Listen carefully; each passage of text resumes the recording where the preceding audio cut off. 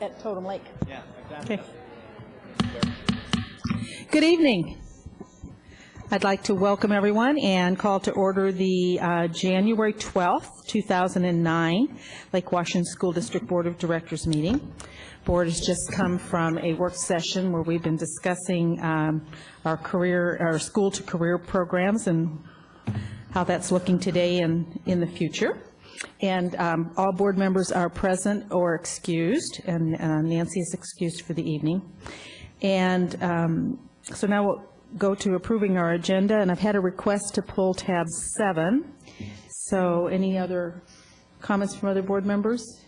If hearing that, I'll entertain a motion to accept the agenda with 7 becoming out of consent. Move approval of the agenda as amended. Second. Okay. All those in favor, please say aye. Aye. Aye. Any opposed? Okay, we have our agenda ready to roll, and now our close to school. Great. Thanks, Jackie. Good evening.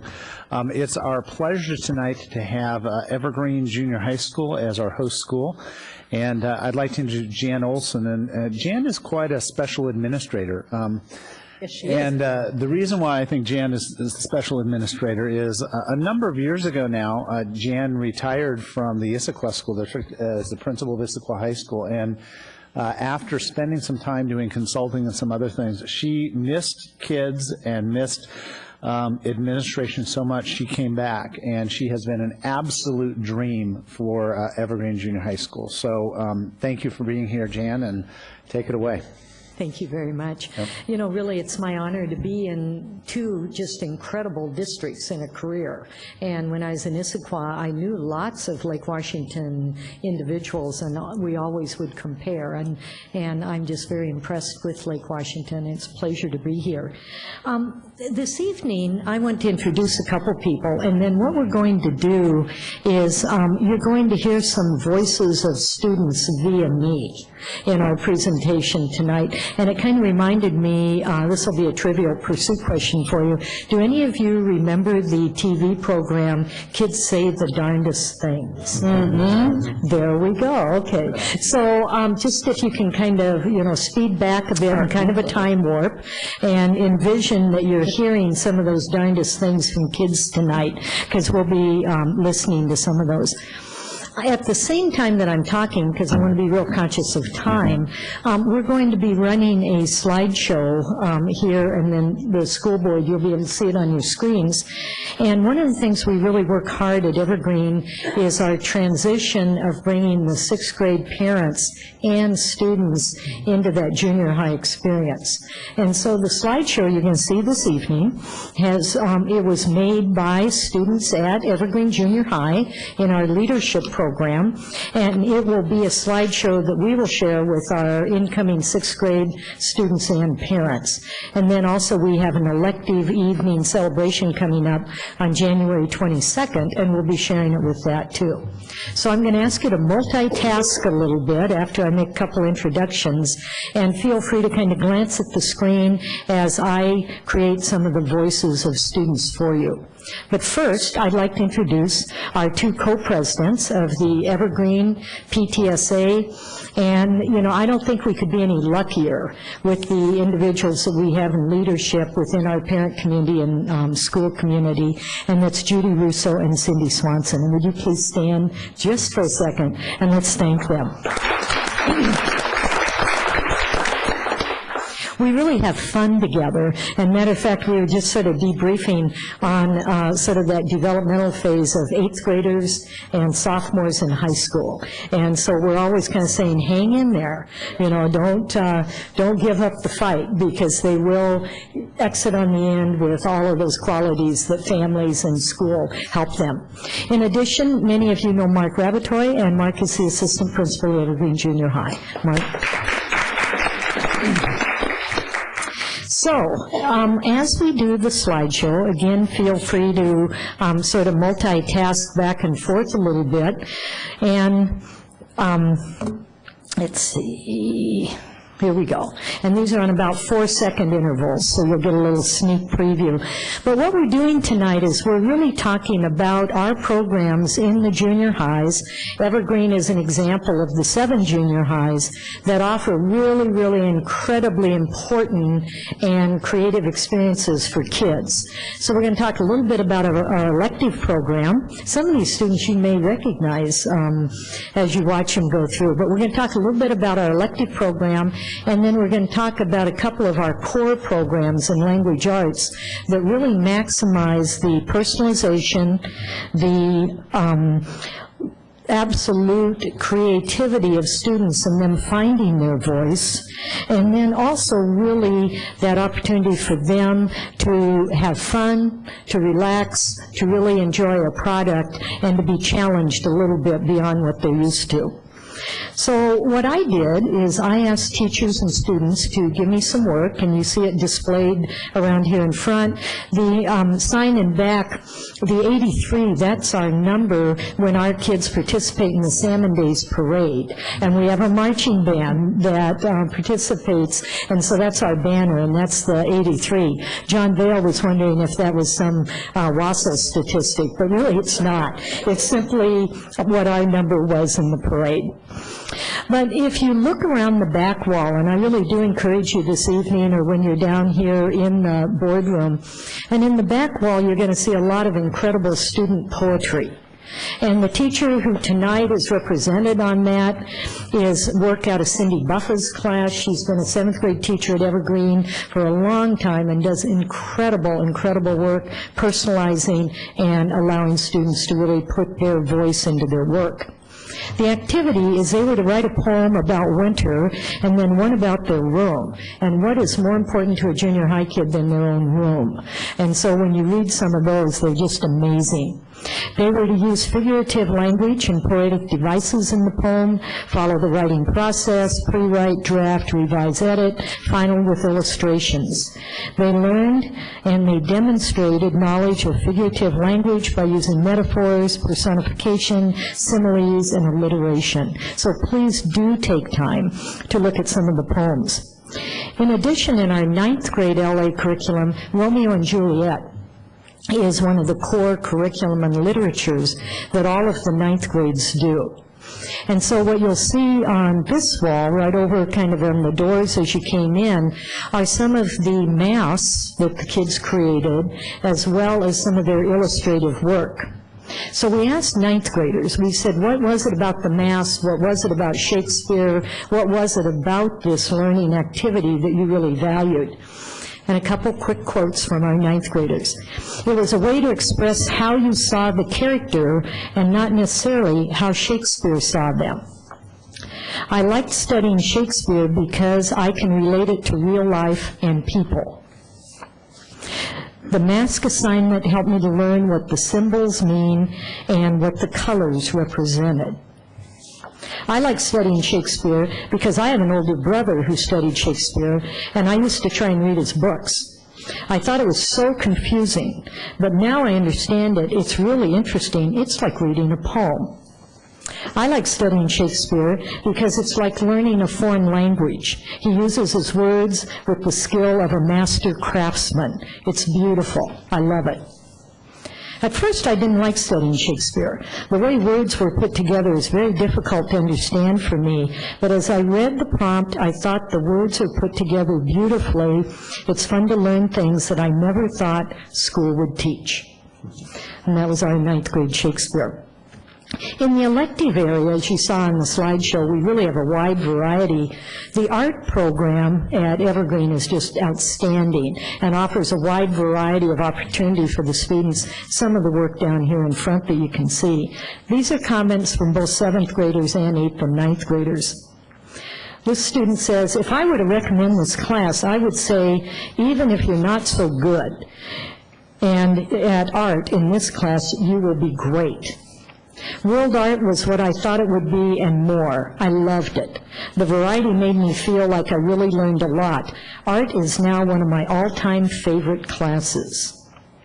Art is a really exciting class. There's so much history and so many different styles, elements, and rules behind art that I never knew about before.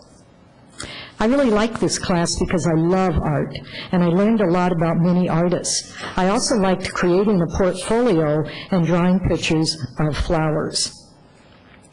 During my art class, I learned all about different kinds of colors you can use in color patterns. I learned the colors of the color wheel. I also learned about many famous artists and the history of all different kinds of art. I learned a lot from the class and I enjoyed it. Thank you for being my art teacher, Mrs. Sparks. Another group is foods and clothing, and this is one that is just hysterical because we are so lucky at Evergreen because we still have some of those real traditional hands-on, really engaging activities. And the foods class, when you go by there, it's just amazing to me that the teacher is able to actually get a product at the end that's edible. And every once in a while, Mark and I get treats from that program, and we kind of look at it and we go, okay, and do kind of a leap of faith and go ahead and bite into it. But we haven't been poisoned yet, so I think that's a good sign. Okay, foods and clothing. They sew pajamas. We do have a few little incidents with needles going through, a part of a finger every once in a while, and I send Mark down to fix that for me. But foods and clothing class is a great choice for electives for several reasons. First, it teaches you necessities like sewing and cooking you'll need to know later in life. My mom is so happy I can make my own dinners. Second, you always have fun. Not only do you get to bake cookies and cinnamon rolls, you get to eat them too. Mrs. Liebeck's class is a must. If you want to get ready for life, foods and clothing is the way to prepare.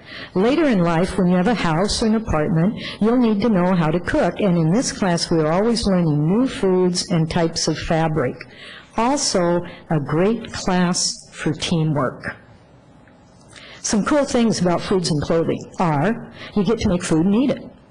You get no homework. You get to meet new people. You enjoy getting to sew.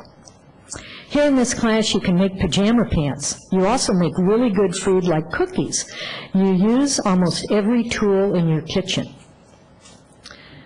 I would tell a new student that foods class will be the most helpful class you learn about nutrients and how mixing ingredients make tasty, healthy foods. Another thing I'd say about foods class is it's also a good time to interact and get to know people.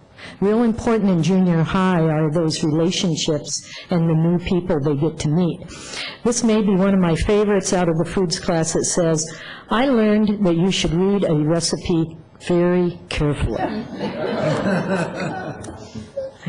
In drama, and again, this is one of the things that Judy and Cindy and the PTSA have really made available for the students at Evergreen. The PTSA sponsors a musical for the students to do as a co-curricular activity, and we get to perform that at Redmond High School on their big performance area and stage, and we're just starting to kind of kick that off. I think it's tomorrow night. Tomorrow night is our meeting. But we also do drama within the school day, but not that big a production. One of my favorites. Hi, my name is Victor, and drama has had a good impact on my life. Good enough to help me act and speak boldly in front of my peers and people in general. Drama helped me to crack open my shell I've hidden so long under by allowing me to make wonderful friendships throughout the way. However, I'm not going to continue drama the following year because I feel like I finally opened up and now I don't have to freak out when I do a performance. Instead, I'm going to pursue more on the singing side and do the arts as my #1 hobby. That's from a boy. Very nice. To me, drama is a time when you can escape your life as a normal human being. You can be a significant character in a comedy, tragedy, melodrama. Art has changed the way I work with a group and has taught me to talk in front of a crowd. Before I took the class, I thought a play is a play, but now I look and see a play differently. Drama is a wonderful experience, has inspired me to do a play on my own time. Drama has been really fun and has in many ways benefited me. We play games, perform skits, and learn a lot, about the elements of drama. When I get up now to perform to an audience, I feel comfortable, and when I watch television and movies, I've noticed things I never did before. I really enjoyed drama. Last one, in drama, I think that drama is a class where you can be yourself or anyone. Drama is a class that I could be free, not like other classes where I had to only do what the teacher said. In drama, I learned how to come out of my quiet shell. Now I'm no longer that afraid to speak up in class. That will help me all of my life. I also learned about point of attack, climax, and resolution. Drama has been a great experience for me. Aren't those good? You know, I love listening to the kids and their reflections about the work they do at school. Woodshop. We have a woodshop. We have an amazing teacher, Richard Chrisman. We share him with Redmond Jr., and he's just incredible. Here's one of my favorites. I really like pancakes. And so saying that, I love woodshop more than I really do pancakes is really saying something. I enjoy woodshop a lot because it allows me to express my creativity in my projects and have a good time while cutting and assembling the wood. Woodshop is like popcorn. Once you start, you want to continue and never stop participating in class. Woodshop is the reason I enjoy school. So, you know, when we're looking at the experiences that students get at Evergreen and the other junior highs, it's huge. Right behind me on the wall here, and again, I hope that you do take a little bit of time to look, these tag boards here have more of the student comments. Tag boards in back have more of the student comments around the room. But directly behind me, last year, our librarian and our tech teacher, Bob Kaneko, decided they wanted to create children's books for our kindergarten kids at Dickinson. So our 7th grade technology students created books, children's books, for the kindergarten kids. And they created them, we printed them, each student got a copy, and then we gave a copy of the books to Dickinson. We also had the kindergarten students come over to Evergreen, and the 7th graders read their books to them. So if you'll note behind me, there'll be pictures of some of our 7th graders reading books to the kindergarten kids. So here's what the kids said after they had written, and these are the 7th graders who are now 8th graders. What I thought was really cool about this project was that it was fun making the pictures on the computer. Also, it was very fun to use my ideas to create the story. I had a great time reading to the kindergarten kids. I felt they had a really good time as well. In this project, we had a lot of freedom with what we wanted to do. We were able to do a cool storyline with our own choice of pictures. I was able to draw my own pictures, which was really fun for me. Doing this project gave me opportunities to go through this music to my ears, the whole writing process on the computer, along with the drawing pictures, which of course was fun. Although my favorite part of the whole project was reading my book to the kindergarten kids. They really enjoyed hanging out with the big kids, and it was fun to get to know some of them. I loved this project. I'm very excited to see the new stories that will be made this year. The thank you note from Dickinson, dear Shauna, Bob, and 7th grade authors. Thank you for sharing your amazing books with my students last week. They were captivated by your words and illustrations. We've been rereading your works daily. Thank you for motivating my writers to become the best they can be by your example. Sincerely, Gwen Moore. So I think really what I wanted to share with you this evening is not only student work, not only some of the work and the standards that we have for students, but also really, really, truly letting you hear the voice of students at Evergreen and how they're engaged in their learning, how they're engaged in their work, both through the core classes and the creativity, because we do a huge amount of personalization, and the voice of students is very valuable to us. The last thing is I looked at our student profile. And this is probably a document that's familiar to individuals. And I thought, okay, where does all of this fit in to the different cells in our exits with students, and I just picked a couple. But global awareness, it says that they understand, appreciate, and work with people from diverse backgrounds and abilities. Over and over you hear them talking about meeting new friends, meeting new students, working as a team. Under literacy in arts and science, demonstrates creative expression and curiosity, responds to the creative work of others. Uses the arts and humanities as creative and universal means of communication. Understands and applies the basic concepts of design, music, literature, art, dance, and drama. And last, under career development and employment skills, works effectively, independently, and as a member of a team.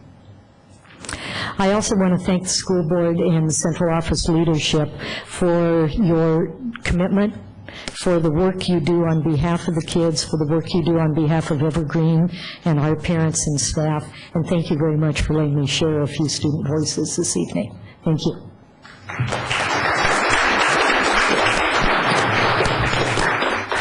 Thank you, Jan, and thank you also, PTSA leadership and Mark, for coming tonight. We really appreciate your efforts and all the great work at Evergreen Junior High, so thanks. Thank you very much for coming this evening. It's fun to hear it hear the voices. So thanks for sharing it that way. Very much appreciated that. Okay. Next, Jackie, we have two recognitions tonight. First and foremost, if Janine would mind coming forward, this is, I can't remember if it's School Board Month or School Board Week, but it's one or the other. Thank you, Month. I think School Board Month, but we're only going to recognize you for the week. Okay. One of the things that, as I've been reflecting upon school boards, is it's often said that it's all about leadership. And when you look at the research on the effectiveness of school systems, what consistently comes to the table is that the effectiveness of a school system is based in many respects on the quality of the school board. And each one of you brings to the table unique gifts and unique talents that together actually create a phenomenal environment for intellectual discourse, for prioritizing the work of kids, and for making this system what it is today. And I say this with great sincerity, that the central office team and I think the teachers and leadership in this district appreciate the service of the board. I think much of our public doesn't realize that while these positions are elected, they are entirely volunteer. Take scores, as Chris rolls his eyes and says, oh my God, what did I get myself into? It takes enormous amounts of hours, the amount of material that you are asked to read, to digest, to analyze, and then give us your direction on. Really it takes an amazing commitment.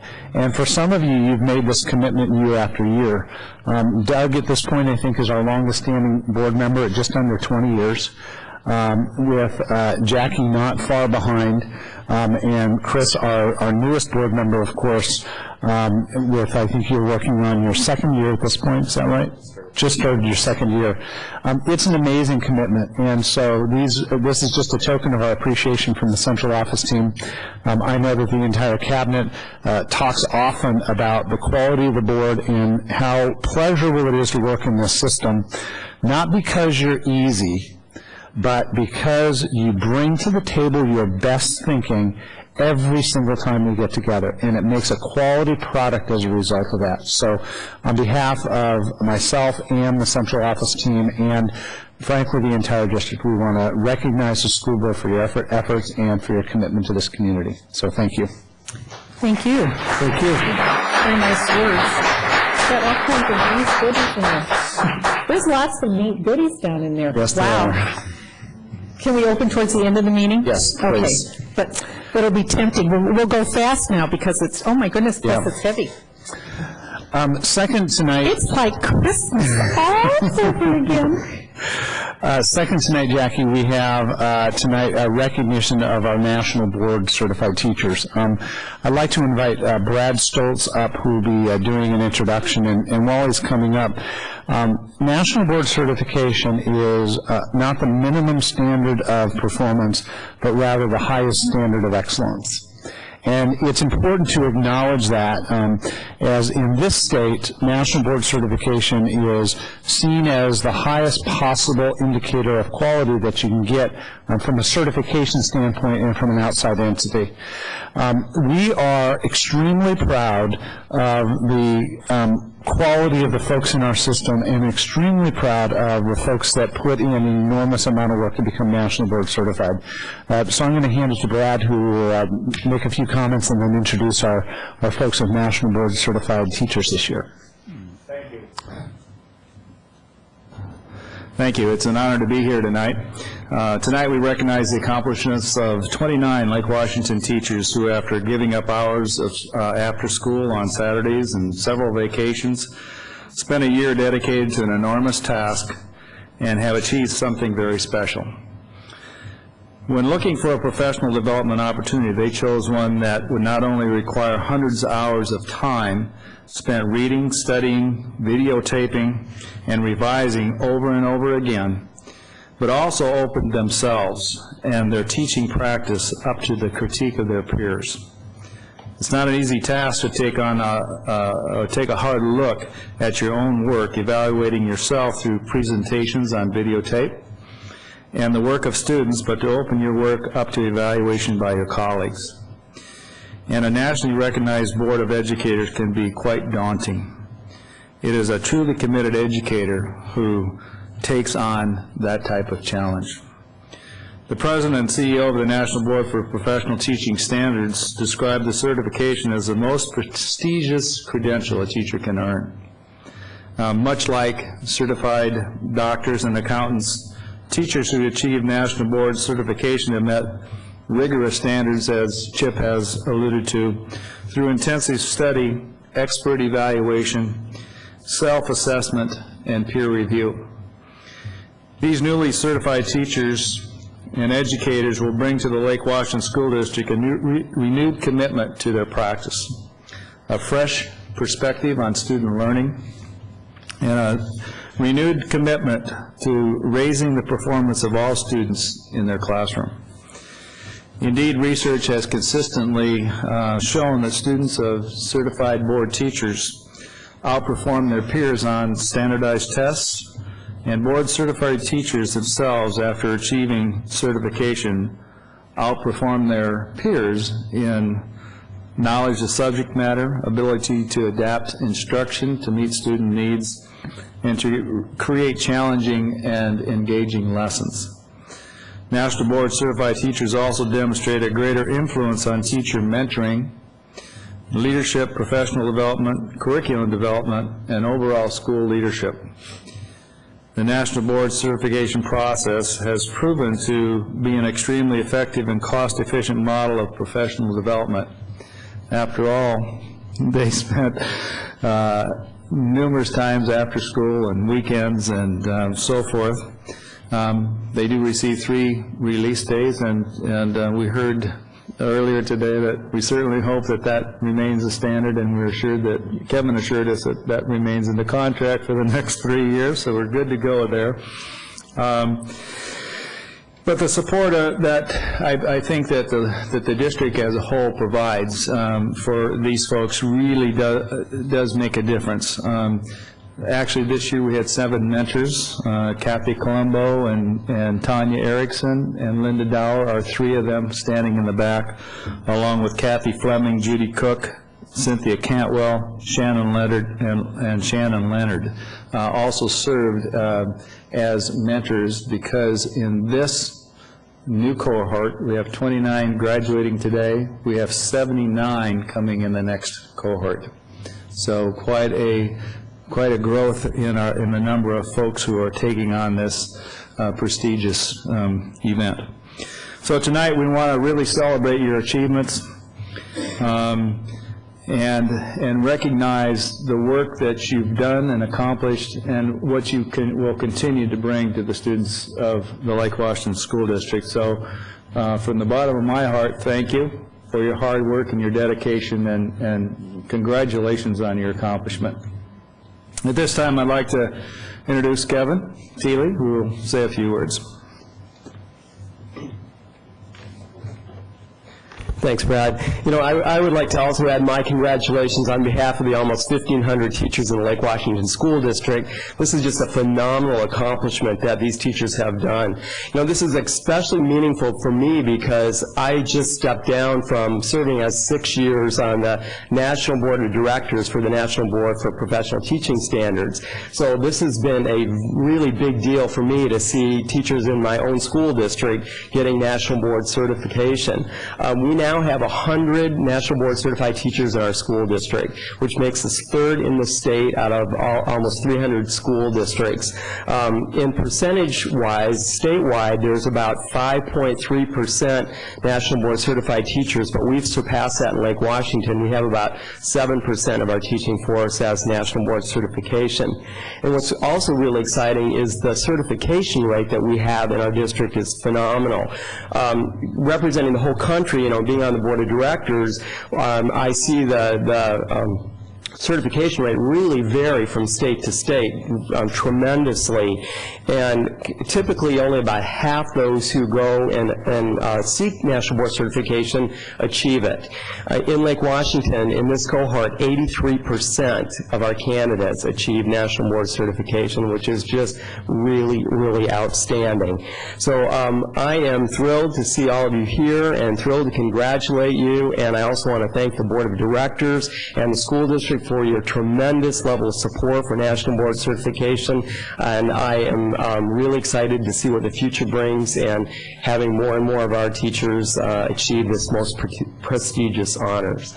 Thanks. Thank you, Kevin. It's my honor to introduce the first candidate, and then I'm going to turn it over to Tanya and Linda and Kathy. But the first person I'd like to recognize tonight is Tom Chirus. Tom, come on forward, Tom. Tom is one of the first candidates that we had who achieved National Board certification in our district. So he's one of our leaders in this process. 10 years ago, actually, what is it, 9 years ago, actually, right? 99? Tom received National Board certification. And now at that 10-year mark, you have to recertify. So he has been, our first candidate to recertify. So I've known Tom since about 1984, and had the pleasure of working with him. So it's my honor to congratulate you on your recertification and your continued leadership to the rest of our group. So thank you, Tom. Thank you.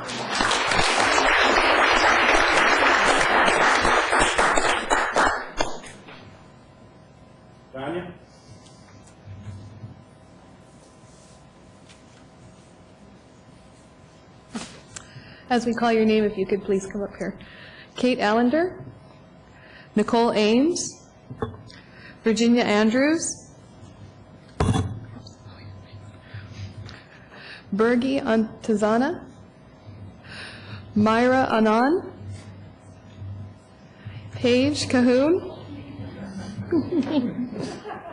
Victoria Castaneda, Yvonne Codd.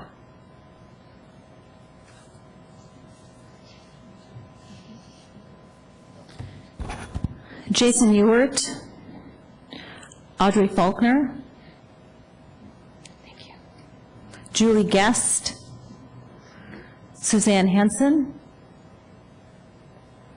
Sandra Hoffman, Laura Hollingworth, yes, Brady Howden, thank you, Steve Schuessler, Renee Levine. Woohoo!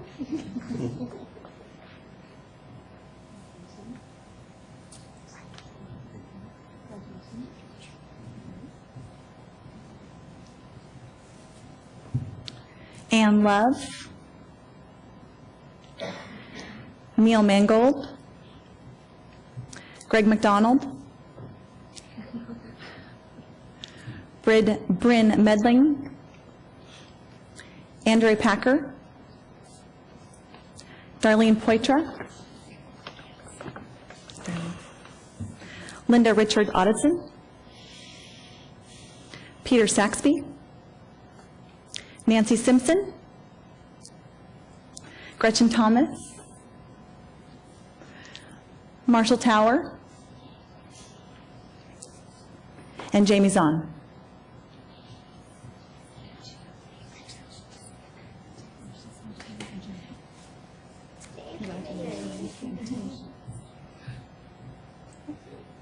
So have a big round of applause.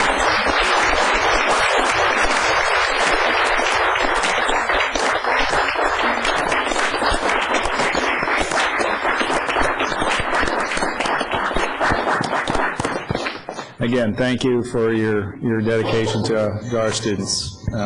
Appreciate it very much, and most appreciate you being here tonight. Thank you. Thank you. And on behalf of the board, I'd like to thank all of you for taking the time this year to do the hard work that it took to get where you are with your certification. And on behalf of the students who are the ultimate beneficiaries of the extra work and quality of work that you'll do and your dedication to them in the classroom. So thank you again on behalf of all of them as well as us.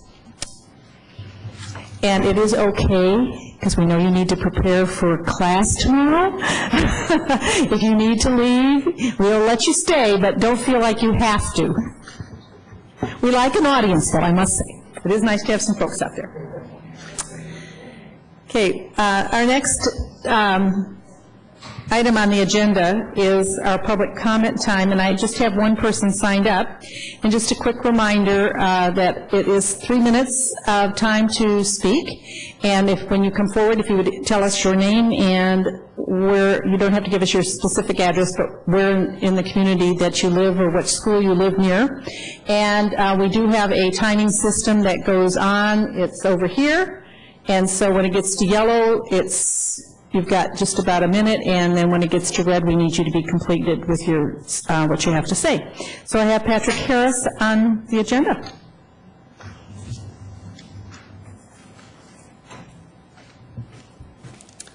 Good evening. My name is Pat Harris. I live in Kirkland. I have 2 children that attend school in the Lake Washington School District. Recently, the International Community School was recognized by several national publications as one of the top 100 high schools in the United States. I'm here tonight to ask the question why there aren't other high schools in the Lake Washington School District on these same lists. Almost 3 years ago, my daughter applied to ICS, and unfortunately, she lost the admissions lottery game. Demand for the school and the curriculum far exceeds available slots for incoming students at ICS. The school district knows this, and so my second question to each of you tonight is, why isn't this curriculum and the approach to education that's used at ICS not used at all high schools in the district and available to all students who want this focused curriculum? 3 years ago, when I inquired about the process, I was told by the school district that my daughter would receive an equally good education at the local junior high and high school.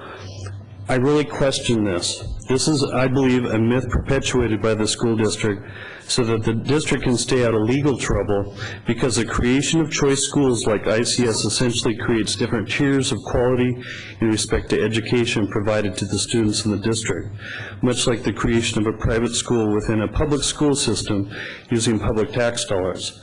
The lottery is supposed to give equal access to everyone, but a better approach would be to offer the curriculum at all high schools. If ICS isn't any different or better than the other schools, why are the SAT scores, college admission rates so much higher at this school compared to all the other high schools in the school district? I have asked these same questions to the school board twice by letter, an additional letter to the superintendent. I spoke last year at a school board meeting asking for a response, and I have yet to get a response from anyone affiliated with the school district, and I'm here tonight hoping to get a response later in writing to the questions I've raised. Thank you very much. Patrick, would you mind making sure that you leave email contact information with Janine or somebody so that I can get back to you? Sure. Great, thank you. Thank you.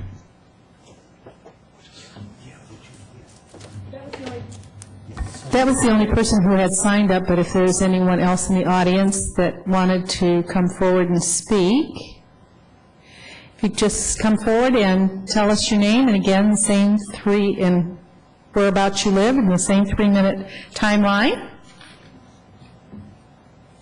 My name is Julie Christensen. I actually live in the Bellevue School District. You can see in the back there are a couple of young, unusual faces that you've never seen here before, and we are part of a cohort at the University of Washington at Bothell. We're getting our teacher certification, so I just want to let you know who we were.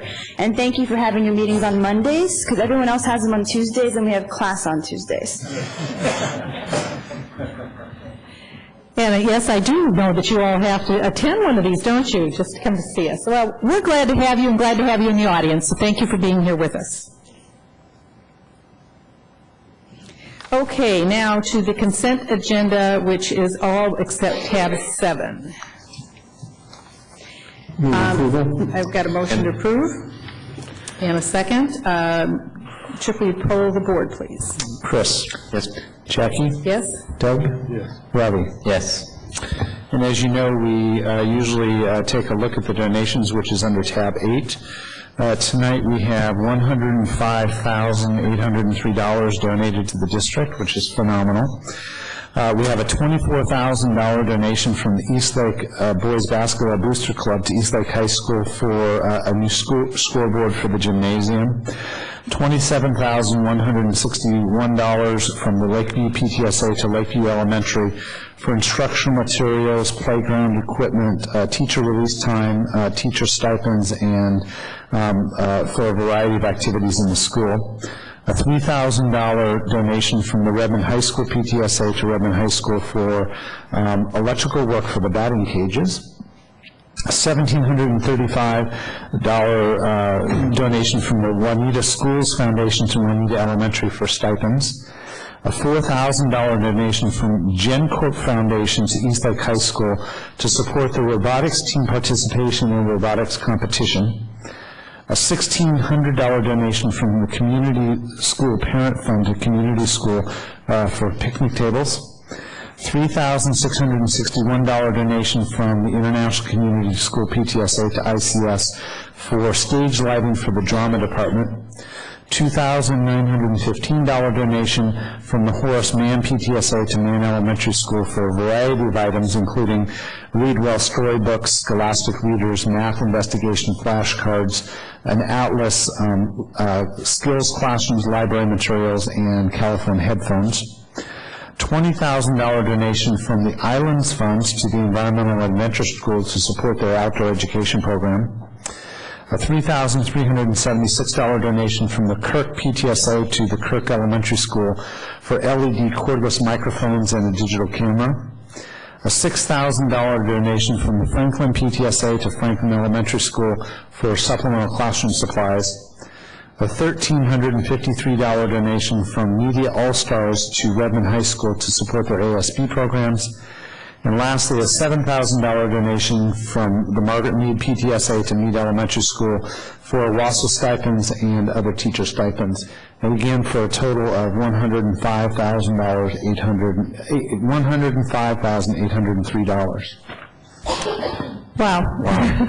And a lot of different partners in this list from various groups in the community, from PTSAs and boosters. Yep. Thank you to all of you, and especially in this time of the economy the way it is and budgets. I'm sure schools are appreciating every dollar even more than they ever have in the past, and they have appreciated them immensely before. Yep, great. Tab 7. Yep, next, Jackie, we have tab 7. It was pulled from the consent agenda.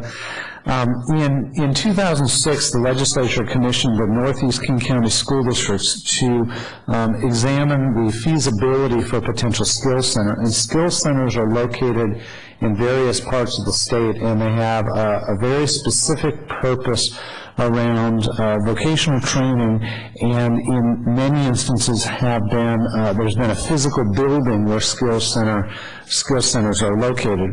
In this instance, because of the density in the Puget Sound region, the feasibility study was examining a new notion, and that is a decentralized skills center. So is it possible to provide the kinds of curricula that are associated with a skills center in different districts in the region and call it a skills center? It's very similar to some of the distance learning modeling that is happening across the country. This feasibility was conducted, and it was found to be a feasible idea. And we are now in the process of actually forming that skills center cooperative. The school districts as part of that cooperative include Bellevue, Issaquah, Lake Washington, Mercer Island, North Shore, Riverview, and Snoqualmie Valley. And the skills center name is called the Washington Network for Innovative Careers. Some of the advantages of having a skills center, of course, are the course offerings for students, and typically they're offered in 3-hour blocks as opposed to 2-hour blocks for NEAC or a single-hour block for a traditional high school class. And in addition to that, because of the unique nature of the Skills Center classes, there is a super FTE or a 1.6 FTE that is available for kids to be funded in the subsequent school. What that means is that you can take advantage of summer offerings and after-school offerings for kids, and actually there's funding available to do that. In addition, in terms of our particular skills center, we're also in the process of developing a cooperative with the Lake Washington Technical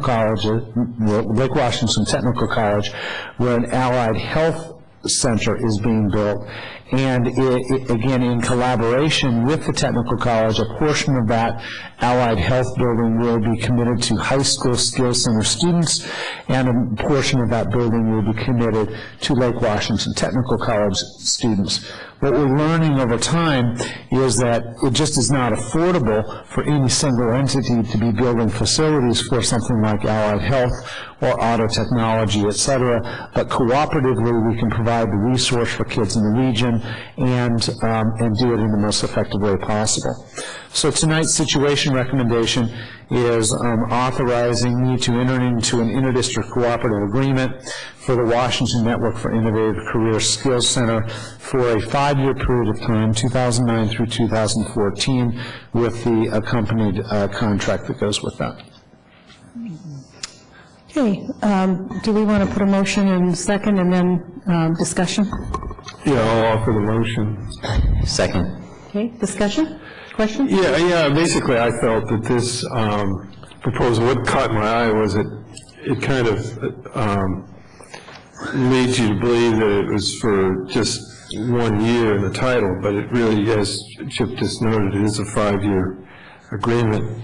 But I think in this time of budget shortfalls and where everybody's being told to really pull in there, do some belt tightening, I think it's important to make sure that we assure that our taxpayers that this actually helps us leverage, as I understand it, actually helps us leverage more resources. For example, you alluded to the 1.6 FTE. What that really means is that that gives us more access to resources for our students, because this also provides access to this kind of career education at night and during the summer, and I guess weekends as well.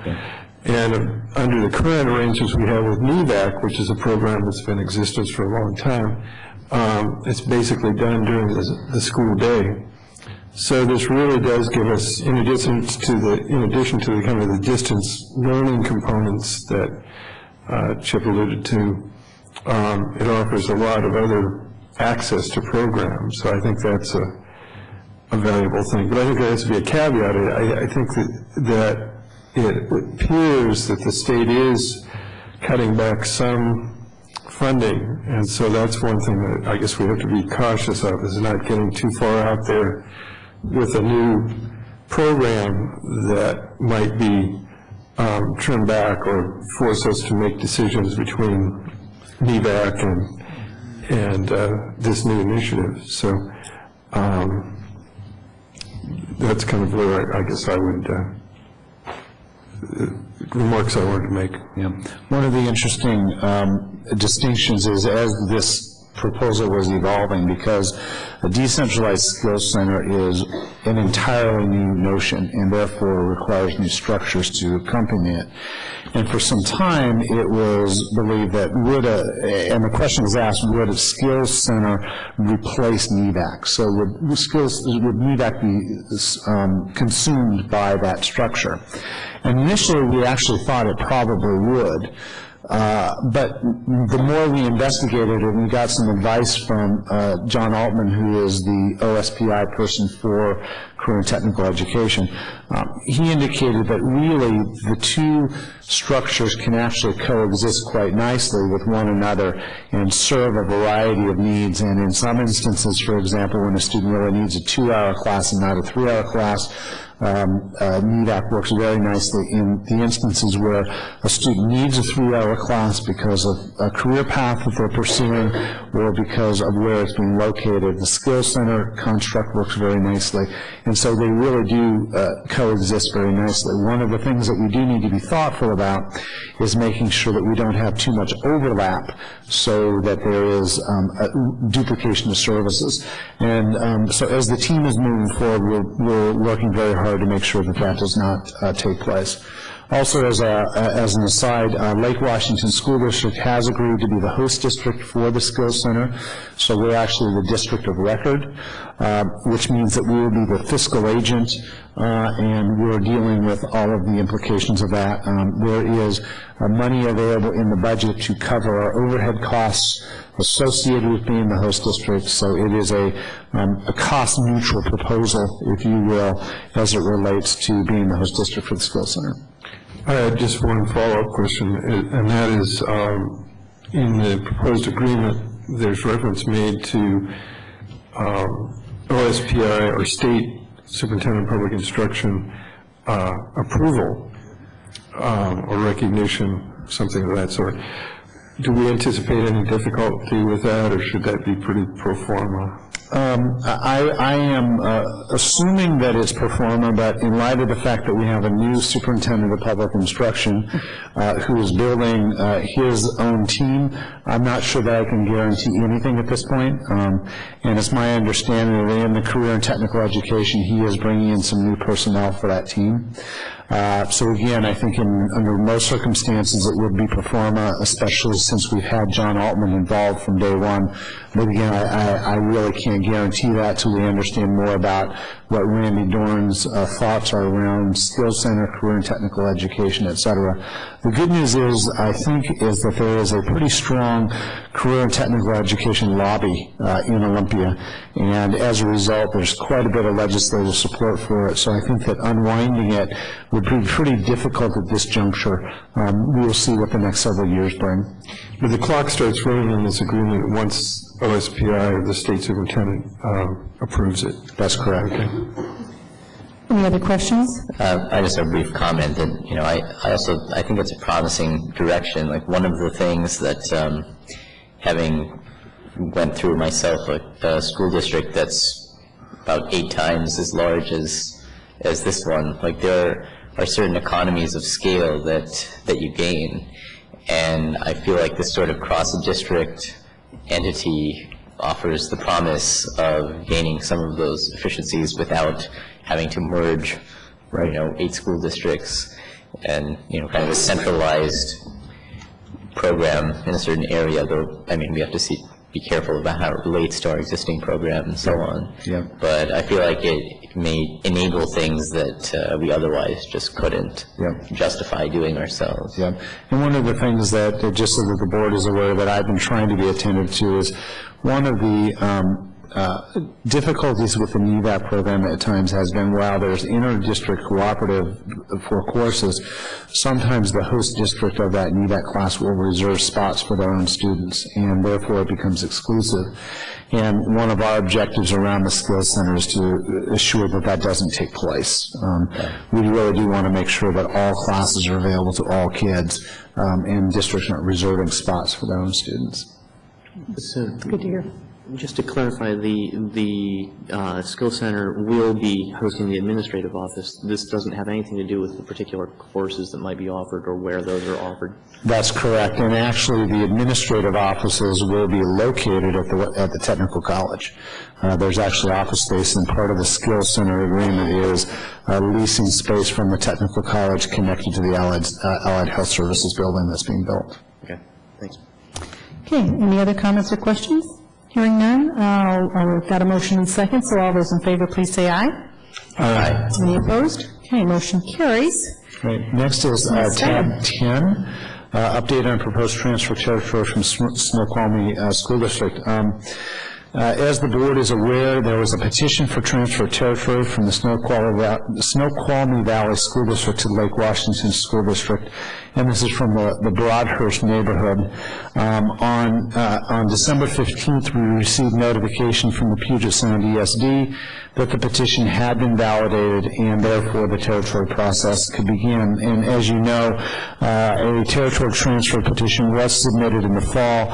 It was found to not be valid and therefore was sent back due to contiguous boundaries between the petition request and the district. The petition had been adjusted and resubmitted. Our next steps were to wait for the ESD to validate that petition, and now that that petition has been validated, our job is then to begin negotiating, if you will, with the Snoqualmie Valley School Board. We have 90 days to complete that work, and with the possibility of a 30-day extension. During that time, we have been asked to develop a process for working with the Snoqualmie Valley School Board to come up with a possible solution to this problem. There are a few possibilities. One is that both boards agree to the transfer process and the territory transfer is allowed. Second possibility is that the boards do not agree, and if the boards do not agree, then there is a process to take this decision to another level. And the third possibility is that both boards agree not to award the transfer, and in which case then it is also completed. If we agree not to award the transfer, then they do have an appeal process that is possible, and they can avail themselves to that appeal. One of the things that we looked at is the criteria that is used under the possibility of an appeal, and that's in your situation recommendation. We do not have to use those criteria, but should the petitioners appeal, this is the criteria that would be used. So it's probably in our best interest to at least consider that criteria. It includes educational opportunities for students, safety and welfare of students, history and relationship with the property affected, geographical accessibility, and funding sources of the affected districts. The process, I've been working with Superintendent Joel Army of Snoqualmie Valley, and he has been working with his board.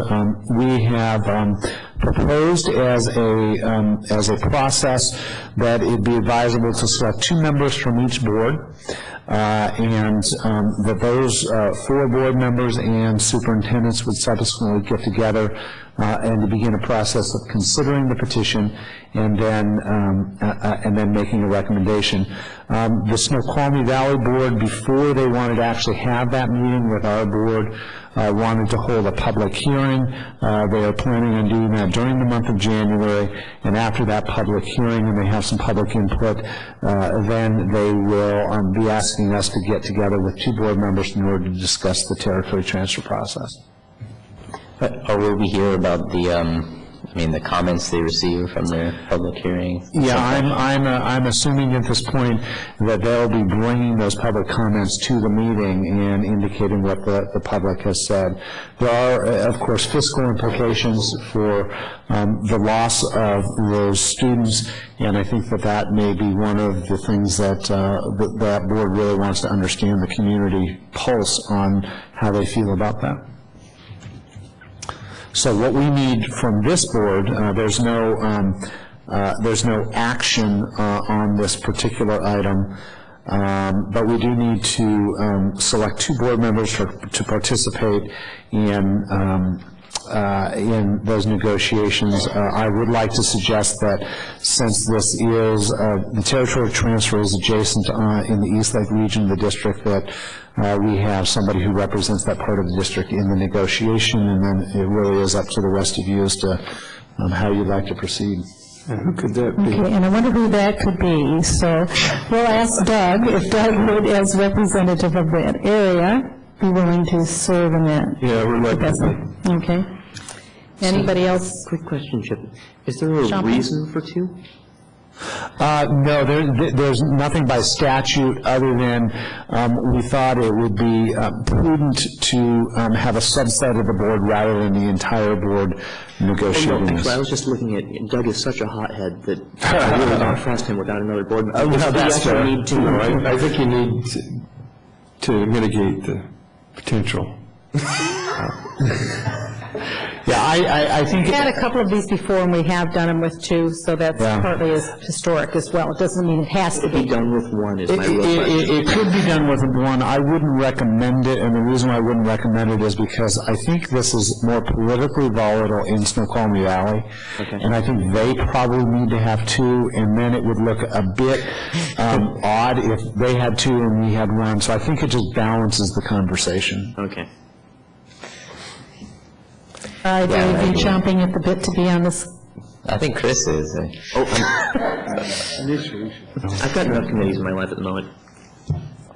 I nominate Jackie. I love it. Doug, you and I have at least done this once or twice before. Fine, I don't mind doing it. What I would like to ask of you 2, and then make sure we get Nancy to hear this, is if you could kind of look through the document that came that has actually some definitions about these pieces over here that he listed that are listed in the the resolution here, the recommendation. So if you want to look through that, and if you have any questions that you would like to have data on, or for us to ask of them, let us know so that Doug and I have that ahead of time. So are we going to have any additional discussion about this before you meet with them, or should we just read these documents and just tell you what we think privately? And well, their meeting is, I think, January 23rd, if I'm remembering correctly. Public hearing, I mean? Excuse me, the public hearing. I would recommend that you examine the documents. Any questions or feedback, send to Doug and Jackie, and then they will go into the meeting with that information. I don't think I believe that from that meeting will come a recommendation back to the full board. So it's not like they're going to make a decision there, but rather bring a recommendation back to the full board for a decision. And based on what we hear. And if we can, depending how we can schedule it, if we could get you the material from them, from the public comments and stuff, I think that would help your input to us, of, again, questions that you might want to make sure we address and have addressed. I guess the other thing I'm kind of wondering, I haven't looked at all this very closely yet, but the criteria, like, do we want to stick closely to that, or, I mean, are we going to have any uniformity as a board as to how we think about this, or we just kind of all look at we have these criteria and we add whatever, sort of opinions we have to. My recommendation, and this really is a board decision, not in my purview, but if I were going to give you a recommendation, it would be to stick pretty closely to the criteria. And the reason being is that if it's appealed, in the RCW, they do use that criteria.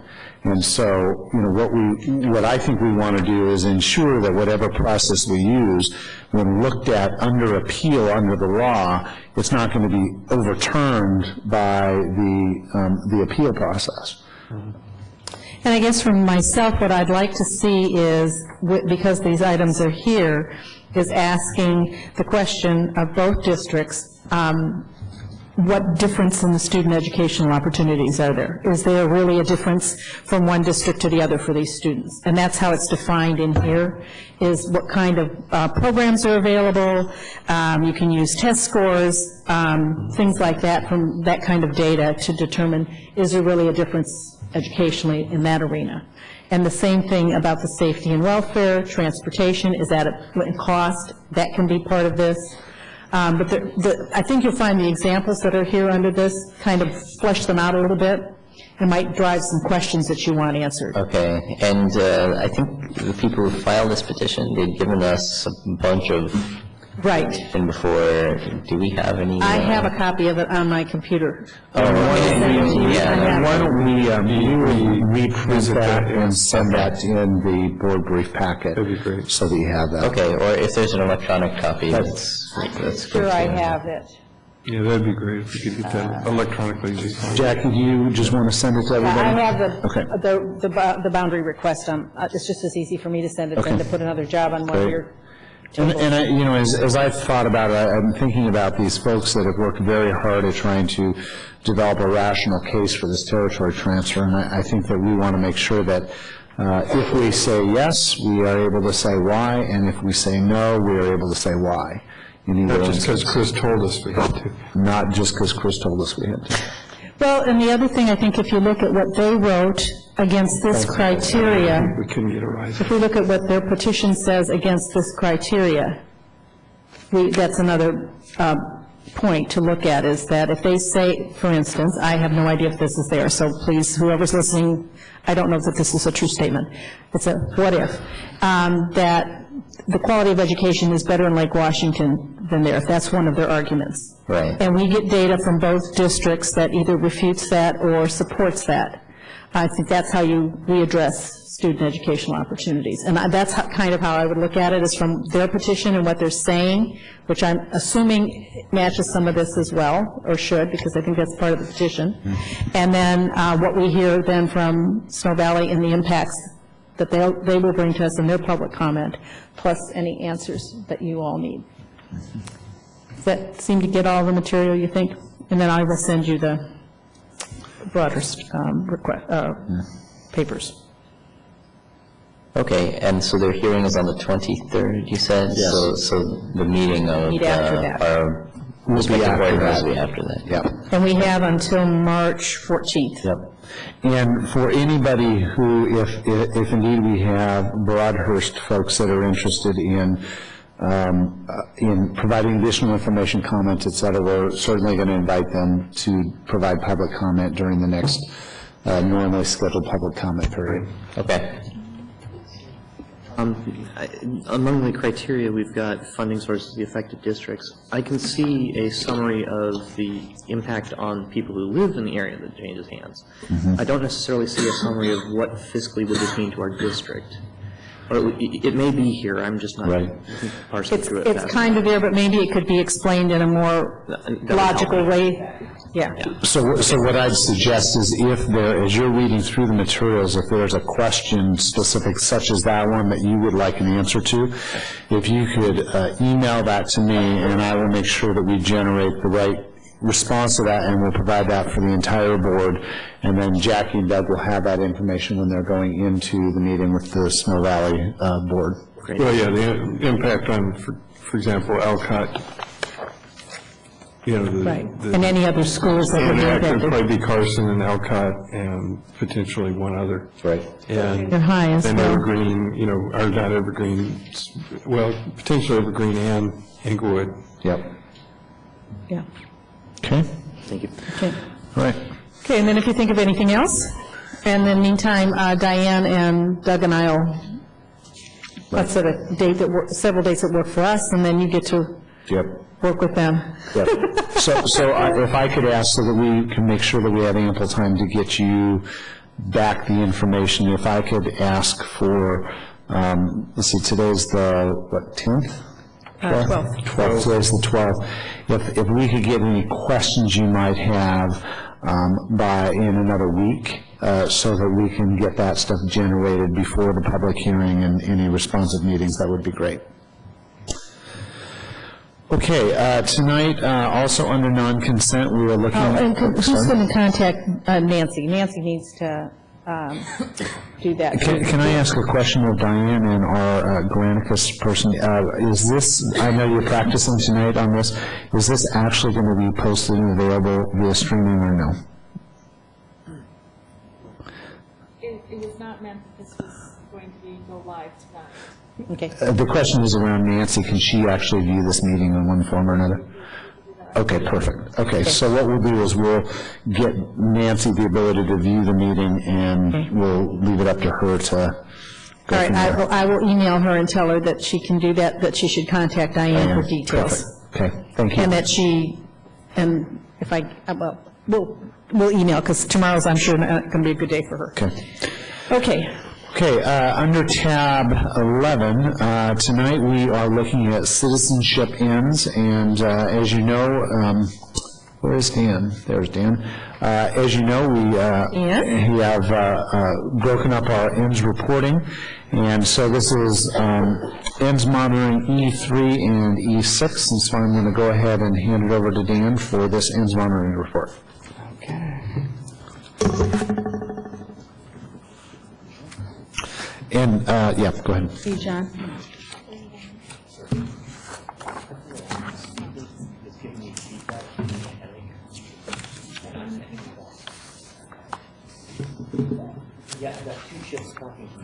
Diane. Some stereo. Delayed stereo. I will. It wasn't coming up. It's more than fell asleep.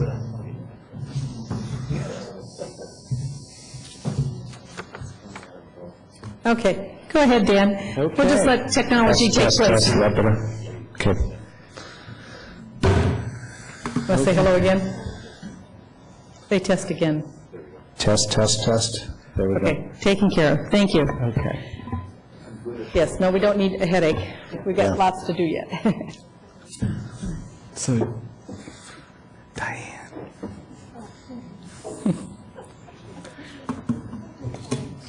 There we go. Thank you very much. So tonight we're going to talk about ends under two of our graduation literacies. The first one I want to talk to you about is citizenship ends. In that we're monitoring E3 and E6.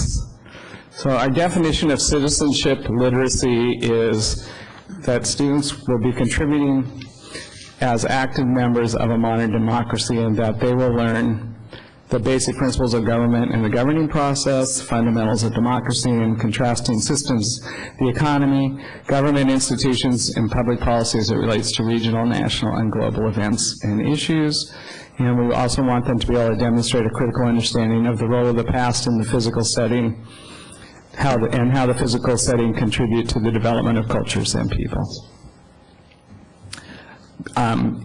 In 3 is our global awareness end, and under it students will understand the interdependent and diverse nature of their world and their related responsibility. Accordingly, students will demonstrate through application the knowledge, skills, and concepts of U.S. history and geography, political and governmental systems, participation in democratic society, cultural awareness, diversity, and equity. And N6 is personal attributes and ethics, and in that, students will take responsibility for exhibiting positive and ethical personal behaviors. Currently, students will understand and exhibit the knowledge, skills, and attributes related to contribution to the community, nation, and world, respect for the rights and well-being of others. So we're going to talk about how we're performing in those tonight. Again, we're going to use text color, good being, things are going well, yellow being, we're monitoring that, and red being areas of concern. So in global awareness for U.S. history, geography, and civics and contemporary society and political issues, Students in the elementary study those topics in 3rd grade, 4th grade, and 5th grade, and students in those grades, and all students in those grades take social studies. Students in those grades had a combined standard score this year of 3.11. It was 3.05 last year, and that is on a score of 1 through 4.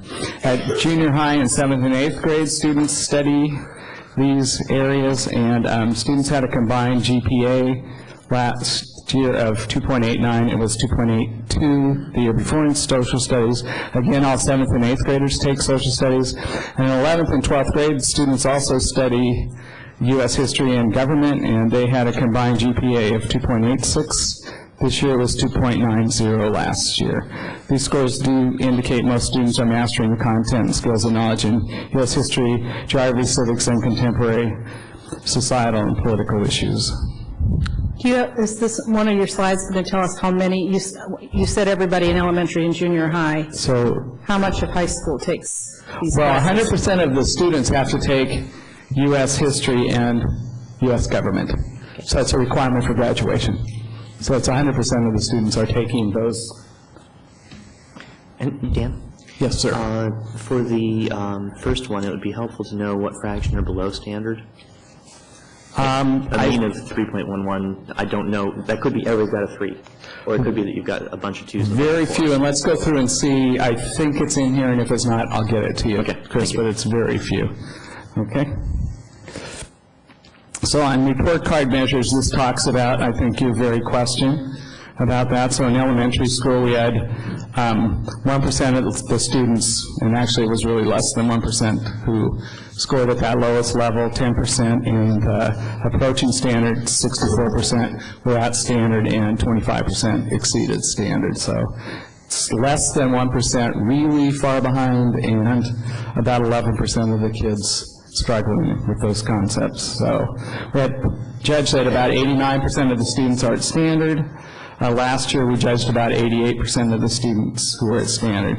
In junior high, we had about 8% of the students scoring in that GPA range of less than 1, had 11% of them scoring in the GPA range of less than 2, we had 20% in the GPA range, which is less than 3, and 60% of our students in that GPA range between 3 and 4. We judged about 68% of those students were at that 2.75 standard. Last year we had 66% of the students in that standard. And in high school, again, about 6% of the students in that first GPA range, 11% in the second, 23% in the third, and 60% in the 3 to 4, and about 69% of the students were in that 2.75 range. Last year, 62% of the students were in that range.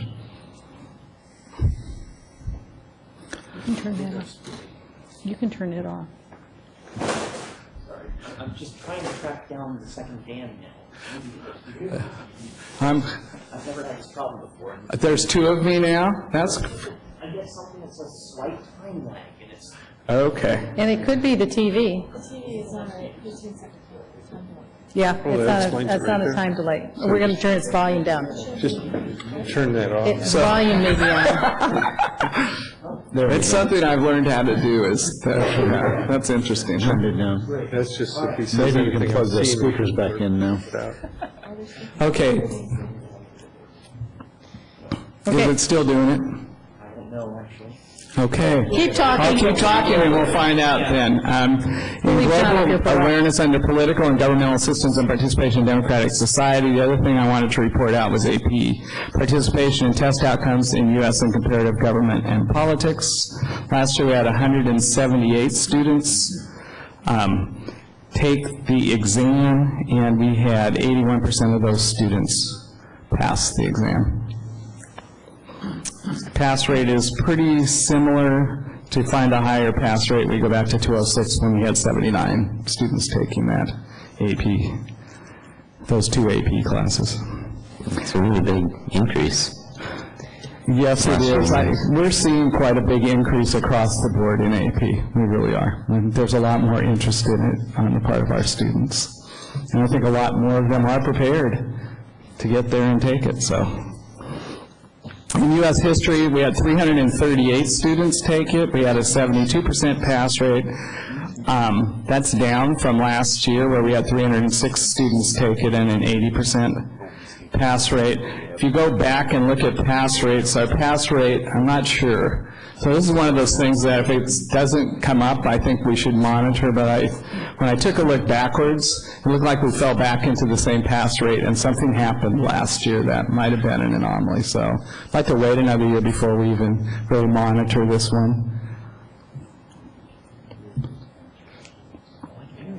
Under U.S. history for SAT and SAT, you can take a subject area U.S. history test. 670 of our students 116 students took that test and they received a 670.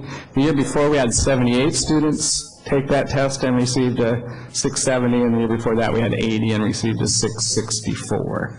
So again, we're seeing an increase in the numbers of kids taking a subject area test. The ACT uses a reading score of 21 as a benchmark for saying that you were ready to engage in social sciences. And last year, our ACT reading score was 24.9. We had 374 students take that. It's up from the year before and up from the year before that as well. Personal attributes and ethics, respect for the rights and well-being of others. We had 94.8% of our K-6 elementary students judged to be at standard in both by their teachers on the report card in respecting the rights of others, which is literally something that we measure on have our teachers measure. So. Okay, can you remind me, sorry, what does 2 mean? Like what do 1, 2, and 3 1 mean? means below standard, 2 is approaching standard, and 3 is at standard. So. Thanks. What are we concerned about? In cultural awareness and diversity under global, and equity under global awareness, and in personal attributes and ethics under contribution to the community, nation, and world, and in personal attributes and ethics under the respect for the rights and well-beings of others at the secondary, we have very little data to report back out. So I think as we look at changes to the ends in response to the changes we're making in the student profile, we should really consider where we believe measures would be appropriate for this and begin the process of, once we decided what should we measure, begin the process of either finding or developing measures to take a look at those things. And just a reminder for the board, our intentions are tonight later you're going to see the latest iteration of the student profile, and our intentions are at the March retreat we'll then be tearing that apart and realigning our ends reporting, talking about what's measurable, what's reportable, and hopefully in some of these areas where frankly we just don't have very good data, we'll be able to either develop a better system for collecting data or acknowledge that there isn't data and not keep reporting it that way. What additional measurements are in development? We really are starting down the road of developing high school performance graduation requirements in citizenship, and I think as we do those may help us judge better how well our kids are critically and creatively thinking in civics. So, and the supporting evidence we use are those maps we developed between our ends and our citizenship contents, SAT and ACT scores, and classroom GPA and report card data. This area, especially about civics and government and understanding the political process, et cetera, is often highly criticized in the public. They feel that our kids today, this is an area that they're very, very weak in.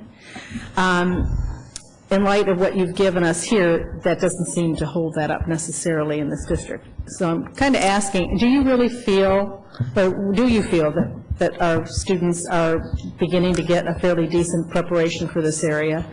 Or is this an area that even though they're doing well, we could do better?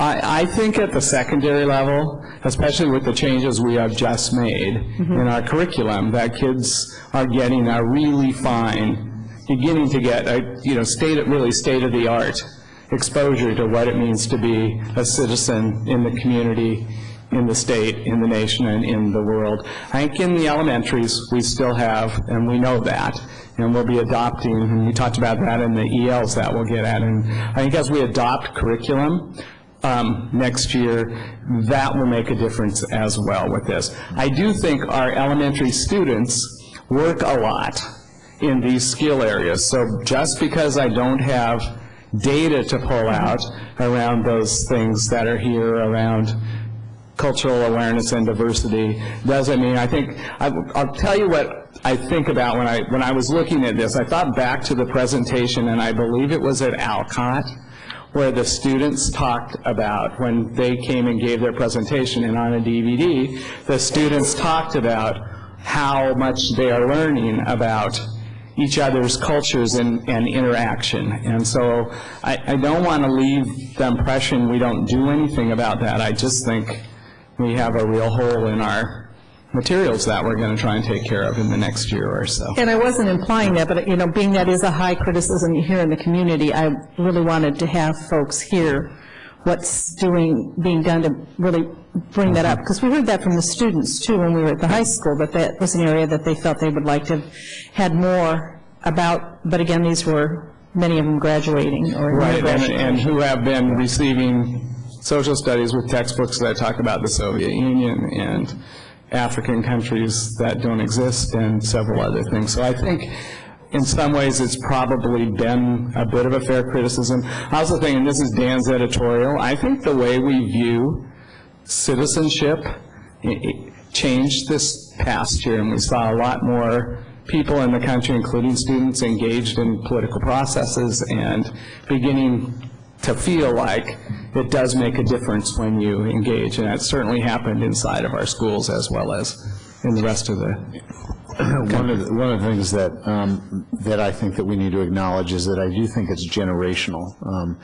If you look at the baby boom generation, high civic involvement, high political involvement, the Gen Xers, you have high levels of apathy, and I think that we're seeing in the baby boom echo actually a resurgence of interest in community and environmental issues to political issues, et cetera, in activism. And what will be interesting from my perspective from how does the school system respond to that is part of it is curricular, which is accurate. I think that we are now providing better curricula for kids to utilize inside the classroom. And the second is opportunity. And that is what kinds of opportunities are we providing for students to actually exhibit their own interest in making a difference in the system.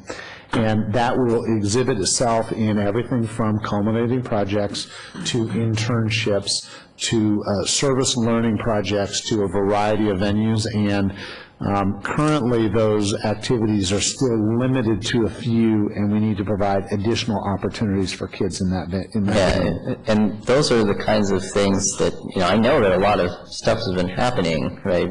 But like in this report, you don't really see it, right? And if you look at all of the, and really, I think to me, this is the one where it's the most, those things dominate as far as like how valuable they are compared to the other things. I mean, I think it's good to take U.S. history and world history, but like for me personally, I think it's pretty typical that when you look at what things really sort of cause people to sort of embrace, you know, their citizenship and so on, it's really what they do, the experiences they have. You know, it's good. People have to understand things. It's not. Obviously, they shouldn't be ignorant, as, you know, the media at least says that kids are nowadays. But, I mean, like, I wouldn't be here if I hadn't had certain experiences, like, in school. It wasn't the things that I learned in a book. It was, you know, volunteering for a campaign and, you know, things like that. Yeah, and the dilemma we have around that question, and I think you're right. I think it's the ability for kids to be successful in those in that venue, if you will, is those experiences. is that we don't have an easy way to collect the data around those experiences unless we begin surveying teachers, surveying kids, et cetera, which gives us a data collection burden that I'm a little bit worried about. Up to now, it's, collecting GPA, collecting CP topics, et cetera, which we can call that data out.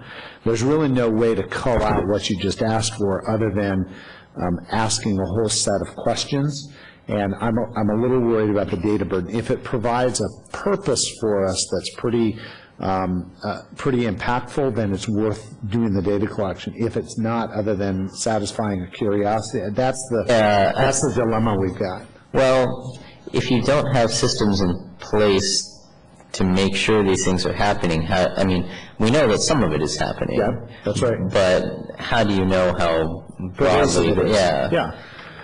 It's a good question, and the question is, we aren't requiring it, so it's not a graduation requirement, it's not a clear expectations if you're involved in a U.S. history class that you do some type of on-the-ground activity related to U.S. history or whatever.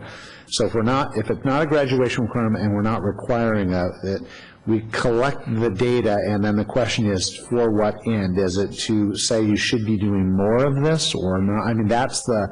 So if we decide collectively that we should be requiring that as part of a senior requirement as part of U.S. government, as an example, is you should, then we can collect the data to see if they're doing it. I agree. That's probably because I feel like such a thing should be a requirement. But then I know that there are many other requirements, and you can't just require everything. Yeah. So I would suggest that we save that for the ends conversation in March, because that's the kind of thing that we need to decide, are we going to require or not require, because that's ultimately we're going to build into performance-based graduation requirements as well. Okay. Any other comments about this particular ends for Dan? Okay, the next one is... Before we move on, I'm just going to ask, because we have another end, we have an EL, and you have some... Yeah, we have a SUPS report that we have to do tonight. Would you like a 5-minute, 10-minute break? Charge on. Would you like a short break? Yeah, I think so. Okay, so we can get coffee, water, whatever. Okay, we're going to break. How about if we come back at 8:40? We'll make it about an 8-minute one. Great.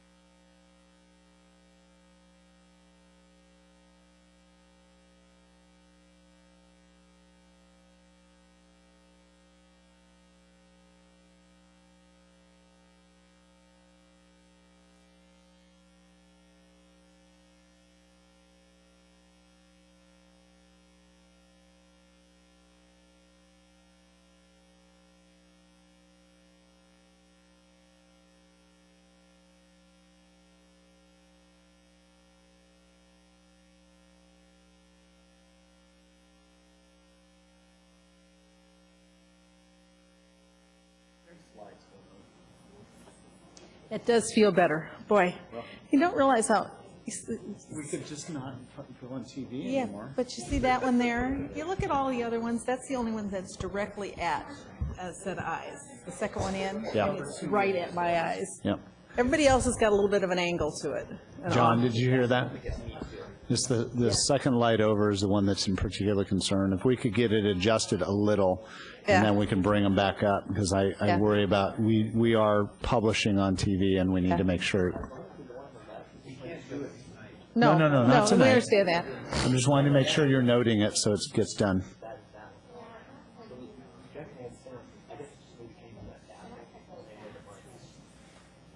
Yeah. Yeah. Yeah, because, yeah. Thank you. My eyes are happier now. I'm sorry to be such a pain on this. I know you need us to be on TV. Okay, we're back. And next ends. We are also tonight considering school to career and life skills ends, and so I'm just going to hand it right over to Dan. Under school to career and life skills ends, our definition is applying learning to relevant experiences inside and outside the classroom to allow students the opportunity to connect with the world beyond high school. Includes an education and career plan starting in 9th grade and a field experience requirement. Life skills management is one of the things we look at. The learner will list and manage personal attributes towards a successful adulthood on topics such as financial management and budgeting, fitness and personal health, and decision-making, goal-setting, and interpersonal communication. Under career management, the learner will interpret self-assessments related to his or her future career and education goals in the areas of personal resources, career opportunities, work habits, and adaptability skills. Under technology management, the learner will accept, understand, and apply current technology. And in field experience, the learner will complete a field experience of his or her choosing. We look at ends 2, 4, 5, and 6 with this, and in 2, we take a look at demonstration and application, the knowledge and skills of processes of physical activity and health. In communication and learning skills, we take a look at skills in interpersonal interaction and lifelong learning. In career development and employment skills, we take a look at appropriate workplace behaviors and ethics, adaptation to change, team membership and leadership, academic and career planning and development, and sensitivity to others. And in personal attributes and ethics, we take a look at contributions to the community, nation, and world, self-responsibility, living a balanced and healthy life, initiative, organization, punctuality, dependability, responsibility, and commitment to completing tasks, honesty, loyalty, integrity, and reflection on moral choices. So again, we're going to be using those same text colors about green being things seem to be on track, yellow something we're going to be paying a lot of attention to, and red an area of concern. So under health and physical activity, first slide we have to look at has to do with how our students are doing in elementary. I think again, we see that pattern of very few kids in that less than 1% of our students are judged to be way below standard in this. We see a dropping in the numbers of students judged to be below this across time in our elementary schools. Percent of students at standard and the percent of students at level 4, and the average standard score in that was 3.33, and I think I have some averages left out of the table, for which I apologize. So Dan? Yes, sir. I'm terribly concerned that we're raising a bunch of jocks here. Really? No, I'm kidding. But this okay, I'm like, really? This is a trend that I would like to see all over the place, 25% to 50% level 4. Mm-hmm. So would we. Yeah. So, yeah? Yes, I think it's pretty good news. In high school, we look at GPAs, and again, we've gotten that broken down under percents, and you can see that this year at the high school, 4.2% of the students were judged to be in that lowest category, 2.4 in the next one up, 6.3 in the next one up, and between 3 and 4, we have 87.1%, and we have an average GPA in high school of 3.52. Dan, the yes. 1464 is total number of students partaking? In high school, yes. Okay, so that means that for our PE and health electives, we don't have huge participation. Not at any one grade level, realizing we have a 2-credit requirement across 4 years of time in the high schools. Yes, we don't have tons of kids at any given time. And how many waive? Now there's a question I have to go back and look at. Yeah, and it's part and parcel of this whole issue that we get pressure on about making sure we have fit kids. And granted, a lot of those kids are taking sports or participating in sports, and I really wish the state would allow us to give them PE credit for some of that time that they do that, but they don't. No. And anyway, those are just some of my, Okay. a little bit of hot buttons of why we don't have more children participating. One is because elective limits, and two, I think, is because we don't allow them to take advantage and credit for activities that they do, because we've got a lot of kids who put a lot of time into physical activity around sports, but are not allowed to balance that out for their PE. So I heard a question around how many kids are waiving out, and also maybe we can do this in comparison to the numbers of kids who are participating in sports, because we do keep that data. So that'd be an interesting sort of delta to take a look at. Well, then maybe some pressure that we could put to maybe help change some of the things that are going on at the legislative level in allowing that kind of credit. You bet. So at the junior high level, again, we've reported out in bands. We had a average GPA of 3.46 last year. Is 3.48. We have about 2,823 students participating in PE at that level. Do they do PE every year in junior high, or is no? Yes? Yes. Okay. But full year? Half a year, Okay. yeah. Which explains that number. Sorry, yes. Okay. Under health, again, we've got those same grade bands. You can see in high school we have 494 students who took health last year as a separate subject at the high school. We had 428 at the junior high. Wow. Pressures of electives. Boy, there's a big one right there. Yep. Yeah, you can see the The pressure. nurse in me is having a real problem here, guys. I understand that. I don't know how we have healthy children if we don't help teach them how to be healthy. And I know we do an excellent job in K-6 because health is there and part of the curriculum, but boy, in junior high and high school, Well, I hope the parents are telling you yeah, something. don't count on it. Sorry. It's okay. Under communication and learning skills in interpersonal interaction, again, we take a look at students cooperating in groups. The elementary standard score was 2.9 last year on a 1 to 3 scale. The year before it was 2.89, and again, you see those very small percents of students in the lowest area, and about 8% of the kids on average at level 2. But again, we have this sort of first grade kids do it, and then we appear to go up and then fall back down again by 6th grade with kids cooperating in groups.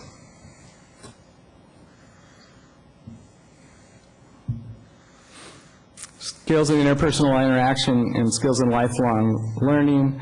In this one, we take a look at a couple of standards that are measured in, a couple of things that are taught in all CTE classes. So we have standards that we can map straight into all CTE classes. In both, students will use interpersonal skills for a variety of purposes and demonstrate willingness to learn and further develop skills are two of the standards that we work towards with that. You can see in here that we had about, at high school, you can see our GPA average was 3.24 and it was 3.29 last year. And in junior high it was 3.48, and again it was 3.48. And we seem to have dropped a little bit, so I think that's a far enough drop that I'd be willing to want to start monitoring that. We had 2,813 students are in that high school CTE GPA, and 1,732 are in the junior high one.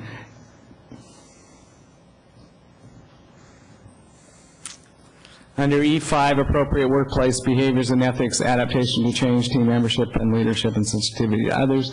We have 3 standards that map in from CTE: willingness to learn and develop, and reach and evaluate goals. Students develop leadership skills, and students develop the ability to communicate with others in a diverse workforce and to respect diversity and its benefits. Again, what you're going to see is the same CTE GPAs reported out.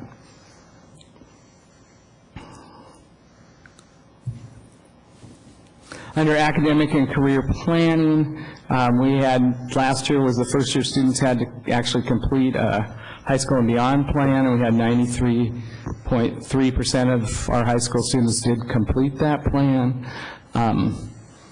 That plan starts in 8th grade and gets completed in 12th grade.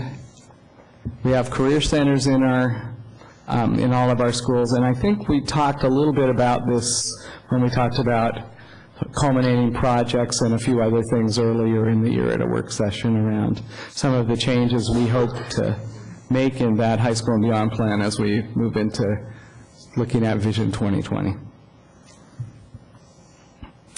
Personal attributes and ethics, contributions to community, nation, and the world, and self-responsibility. We have 2 standards that match to this. Students analyze roles and responsibilities of citizenship, demonstrate social responsibility, participate and evaluate community service, be a successful leader and citizen, advocate on a local, state, and international level, and utilize community-based organizations, and students develop, and they really do work on those skills in all CTE programs.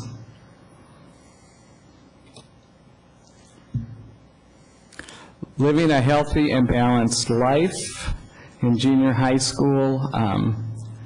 We work on this, and you can see the GPA was 3.48 in all in CTE classes in those junior highs. This is one that they really pull out and head students at. Under initiative, organization, punctuality, dependability, responsibility, and commitment to completing work tasks, we're back to completes classwork. You've seen that data before on that. And initiative, organization, punctuality, dependability, responsibility, commitment in completing tasks, honesty, loyalty, integrity.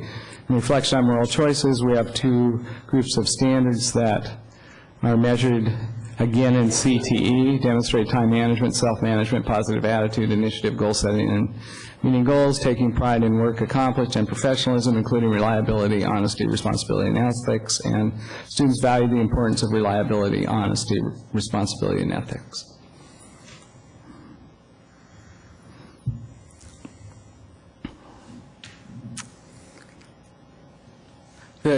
One of the definitions we have, and it's a little different in this one than it is in others, is that apply learning to relevant field experiences inside and outside the classroom to allow students the opportunity to connect with the world beyond high school includes a field experience. Again, 93.3% of our students completed that culminating project, which does require work with an advisor and field supervisor. So one of the questions we got was a question that asked about service learning in these. Ravi had asked that question, and we looked back and we have data for all the high schools but Redmond High School in terms of service learning. About 28%, almost 29% of the students have a service learning piece in this. What I found fascinating was this, though, is the variance is huge. So in one of our large high schools, over 50% of the students have that, and it fell in one of our smaller schools to about 3 or 4% of the students doing service learning. So it's a fascinating thing to sort of look at. Yeah, do you think schools steer the students towards certain kinds of projects, or they just hear about what other students are doing and I think that both of those things happen.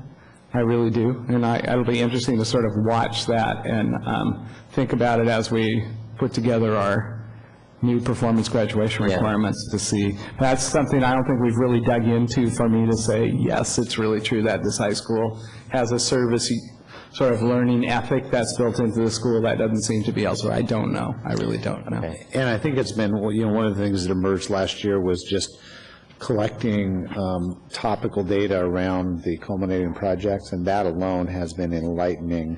That helps us get to some of the right questions to ask. And so now that we're collecting that data, we can get to better kinds of questions to be asking schools. Yeah, great. What are we concerned about? Lifelong learning, we again no measures in elementary of that. Adaptation to change, we really don't have any measures in the elementaries that relate back to adaptation to change. Personal attributes and ethics of self-responsibility, contribution, and the rest, we don't have any elementary measures of those.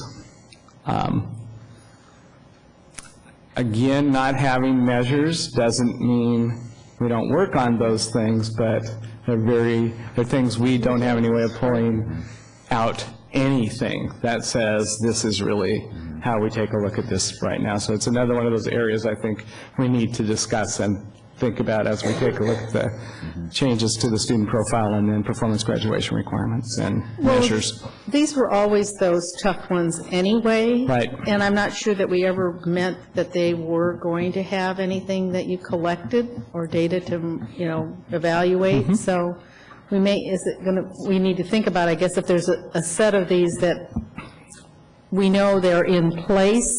Yeah. Without having to have numbers to go with them, is that going to be okay? And I think that's the question we have to wrestle with as a board. Yeah, I think on the end. one of the things that, because even those things that we are reporting, for example, in high school GPA, I mean, it's a pretty big disconnect to say that a CTE class GPA is reflecting a standard of honesty, as an example. Right. That's quite a stretch, I'd say. It is in the standards, but it's a disconnect. So I think under the reformatting of the profile, which you're going to see in a few minutes, I think one of our objectives was to say these are all ends, but there's some of them that are quantifiable ends and some of them that are not. And those that are not, we're going to acknowledge that they aren't quantifiable, and we're going to say we're not going to measure them. And then those things that really are measurable, we're going to get legitimate measures to them instead of creating this, pseudo-reporting, I'll call it, around our ends. I think in those cases that if you can give us examples of things that are in place, yes, so we know they exist. Right. You mean examples that of a student did this, or examples of what they did? Anecdotal data as opposed to, X number of students did X. Yeah. Right. Or maybe things like, we try to do X in order to help students learn to adapt to change. We have all schools, we tell them to do things like this, or, there are any such and things. I think some of it is also going to need to be correlated to the value of the board. So, for example, in the conversation that you and I had at break, Ravi, around service learning and the requirements around service learning as it's connected to government, as an example, it may be that that's a high enough value that we're going to make it a performance-based requirement and we are going to measure it, measure actual student performance. Where another one, where if we look at this list, loyalty, integrity, et cetera, it may be reflected in the existence of a program, Peace Builders as an example. Whether or not kids actually demonstrate that is an immeasurable. Yes, I think that's the distinction we need to make. Well, and I think some of that, especially in the elementary schools, well, even probably in the junior high and high schools, they all have programs that address those kinds of skills, the getting along skills, the how do you stay out of fights, how do you negotiate better, and each school has some kind of a program to do that, be it Peace Builders or something else. That's the anecdote, is that the kinds of things that schools are doing, I've seen one, I've got one I think in here, that they hand out rewards, catching them at doing something really good. I mean, that's a reinforcement of the behaviors. Right. So to me, that says we're doing it versus having to know that you have 10 of them versus 12. Right. And I think one of the things that, and again, I think the more we do this, the better we get at it, is that we want to make sure that we don't get into measurement hell. Yeah. And we actually are measuring the highest leverageable things and the things that are going to provide the highest amount of value to the organization, and I think we'll have that conversation in March as well. For Dan's sanity, actually, I really like your comment about pseudo-reporting, because when I've seen the same numbers on 4 separate slides, and being the kind of guy I am, on the 4th time that you showed them, you mistyped one of the numbers. That means you entered the numbers 4 times, and that's not a good use of your time. I do not want to ever ask you to show us the same numbers more than once in a day. That's our fault, not yours. Yep, I agree. I'd like to make these meaningful for us all. Thank you. Okay.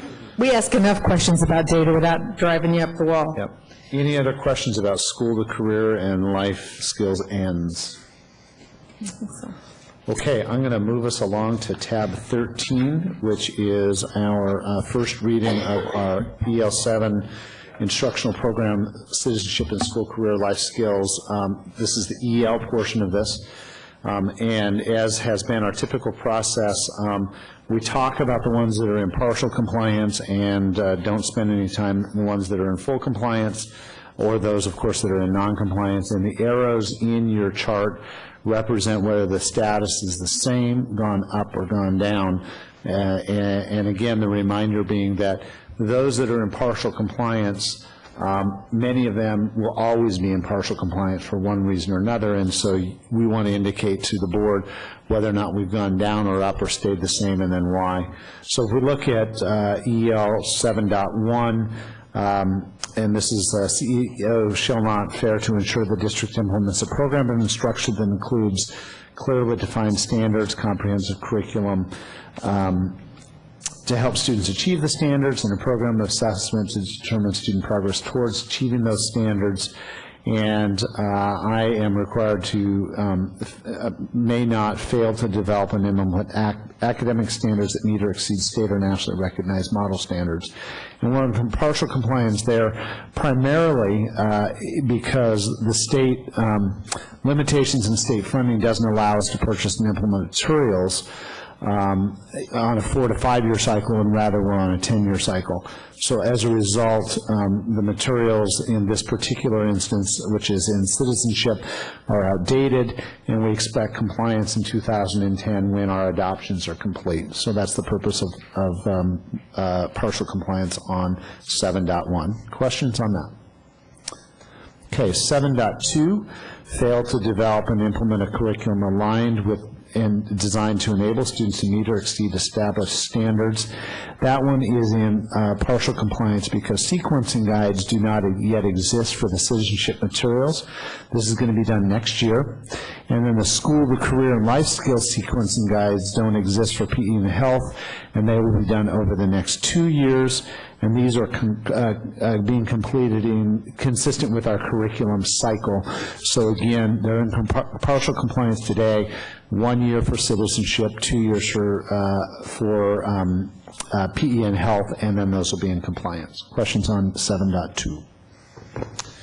7.3 is fail to develop assessments that adequately measure students' progress towards achieving these standards. Again, partial compliance, same as last year. And again, we expect, this is around our assessment development schedule and implementation. You can see the schedule on in the report, and in citizenship and citizenship, we expect compliance in 2011, and school to career and life skills, we expect compliance in 2014. Questions on 7.3? 7.4, fail to strive for improvement of every school, classroom, and individual student. In 7.4, we've not developed district assessments for specific, so that, citizenship teachers, that there's not specifically apparent where kids need help. And again, this one, we expect compliance in 2011, and we also expect to see the departmental SIP plans for PE and health to be in place next year, and we'll see compliance in that one at that time as well. Questions on 7.4? 7.5, failure to ensure the instructional program includes all legally required courses and programs. And of course, this is our favorite one, which is we are non-compliant in the area of PE, and that the average of 100 minutes per week of instruction according to WAC 180.50.135, and we actually do about 60 minutes a week, and there's actually some energy apparently legislative this year for enforcement, even though no school district in the state actually complies to this particular WAC. Yes, no, there's a wrinkle in it. The task force that they had on the state comprehensive health task force that they did had their final draft come out, and as you can understand, that was one that I went and read, and for my interest of what they were asking for and doing in there. And one of the areas was this PE requirement, and what they want to do is attach a penalty to it of some kind. So that if you're not in, and it's a monetary penalty of some kind. You won't get something or you won't do something, which I find very interesting. And what happened was the committee came up with, there's probably a dozen recommendations in this comprehensive health piece, and it's not awful stuff. They talk about having a health and safety advisory committee within school districts in the state, and actually our district is already beginning to work on one of those. Some of it's about nursing ratios and nursing work and how much, you know, their piece. But this one on PE I thought was interesting. But when they were done, they didn't prioritize them, and so Glenn Anderson, who was the chair of the committee, wrote a letter, and in his, he has this priority. And this one on PE made his priority as one that he thinks ought to be addressed. So it will be one that we'll keep our eye on, and certainly we can all comment on them. I don't know why you hold a cleaver over our heads when it's a totally difficult area to have time, space, and money to do. It is ironic that we are a system that has turned into be all about accountability and nothing about resourcing. No business would ever operate this way, where you say we have to do this and there's absolutely no resourcing of the problem. And it's really becoming quite a dilemma for us. When you have buildings like Smith, who were so large, right, to physically be able to have all those children do 100 minutes. And again, this is another area that does not allow any physical activity to count. It's strictly PE with a teacher. Right. So organized sports, intramural sports, right, PE, recess, when the kids are out and about, doesn't get to count in on that. Because if you add all that in, the kids get the number of minutes. I'm honestly, every year I'm kind of tempted to propose a revision to this policy that says except for PE, so that we don't have to see this in partial compliance every time and have the same discussion. I'll go find you what the penalty is, just so you can see what the monetary penalty is. The last one is 7.6, failure to ensure that the instructional program actively addresses the needs of all students. And this one, I think we have acknowledged that continues to be a struggle for the system around dealing with kids of different abilities. And again, I think that we do a pretty good job on the high end, pretty good job on students who qualify for special services, but it's that range in the middle that we continue to struggle with ensuring that we have the kinds of resources around differentiation that we need. And so I think that we report that in partial compliance. I think that as time goes on, I think that Ravi, it might have been Ravi, asked a number of sessions ago around differentiation and measurement of that differentiation, and I think that we need to have an ongoing conversation about how we do that. It's a tricky place to have to measure, but certainly, especially as Vision 2020 rolls out, and we talk about personalization of the learning experiences for kids, it's going to continue to be a priority for us, and measuring it and getting it into the reporting mechanism. I want to have an ongoing conversation with the board around that. Okay, that's what we have for EL 13. Okay. SUP's report. Superintendent's report. I am thrilled to be able to tonight bring to the board our revised and pretty darn close to final version of the student profile to, again, bring you back up to speed on the history. Many years ago now, in the early 1990s, the student profile was developed as a highly public process as a part of Project 2001, which looked at what are the skills and attributes that students need in order to be prepared for the future. And over the subsequent 15 years, we did a whole lot of work, including the development of the curriculum framework, and which resulted in most of both the curriculum and professional development work over the past decade and a half. As we started talking about Vision 2020 and what, again, are the things that we need to do to ensure that every student is future ready, the place that we started first was looking at some of our foundational documents. And subsequently, we put in a process where we did a whole lot of listening for almost a year, listening to parents, listening to board members, listening to teachers, listening to staff. And what began to emerge was a new sense of things that we need to do and a reinforcement of many of the things that started in the document in the early 1990s. So what you have before you is actually, I'm going to call it again, darn close to final set of document that represents the thinking that has been emerging over the last year and a half. So I'd like to introduce Tracy Pierce, who's our Chief Schools Officer.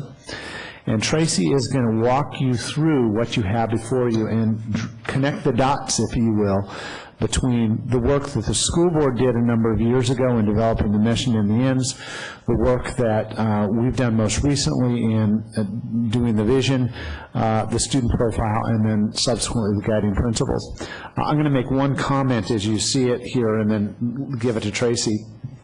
When we talked about this several months ago, we talked about, we introduced a new vision statement, which you're all aware of, every student future ready, prepared for college, prepared for the global workplace, and prepared for personal success. And we put the mission subservient to the vision. And the reality is, the more we talked about this, really the vision is subservient to the mission. The mission was board developed, and it is about our purpose in life, what we are about. And the vision is a picture for what we want. But the purpose or the mission of the district really is the very top level of what we're about, and that is board control was board generated, and I think needs to continue to be at the top of the pyramid, if you will, around how we drive our work. And so we actually did a flip-flop this last month, and it made a whole lot more sense to me, and I think it makes more sense to the organization that we organize it that way. So I'm going to leave it to Tracy, and she's going to walk us through the organization of the document and the content in it. Tracy? Great. Okay, thank you. I'm very excited to be here tonight. I know you all have hard copies. I've also got it on the screen a page at a time as we walk through this. So the document in front of you is organized into 3 parts. There's an overview, the student profile, and the guiding principles. And part 1 is on page 1, and that's where I have up on this screen. And part 1 is the overview. And the overview shows the relationship and the connections between the district mission, the vision, the student profile, and the guiding principles, so people can see how those things flow from one another and fit together. Page 1, part 1, also acknowledges how the student profile and the guiding principles were developed with the involvement of teachers, administrators, parents, students, and the board. And page 1 acknowledges the resources and expertise that were used in the development of the profile and the guiding principles. So we put all those together on page 1 to help frame the information for people as they see it.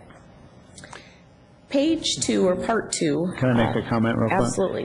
And something that I think is really important about page 1, which was really Tracy's work in working with her team, is that when I became superintendent, one of the things that I talked about was connection, value, and challenge.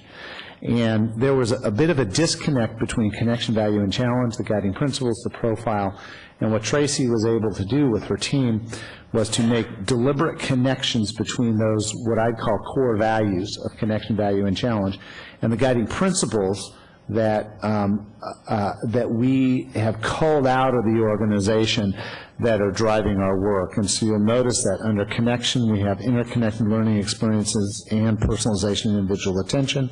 Value connects to student ownership and engagement, and equity and cultural responsiveness.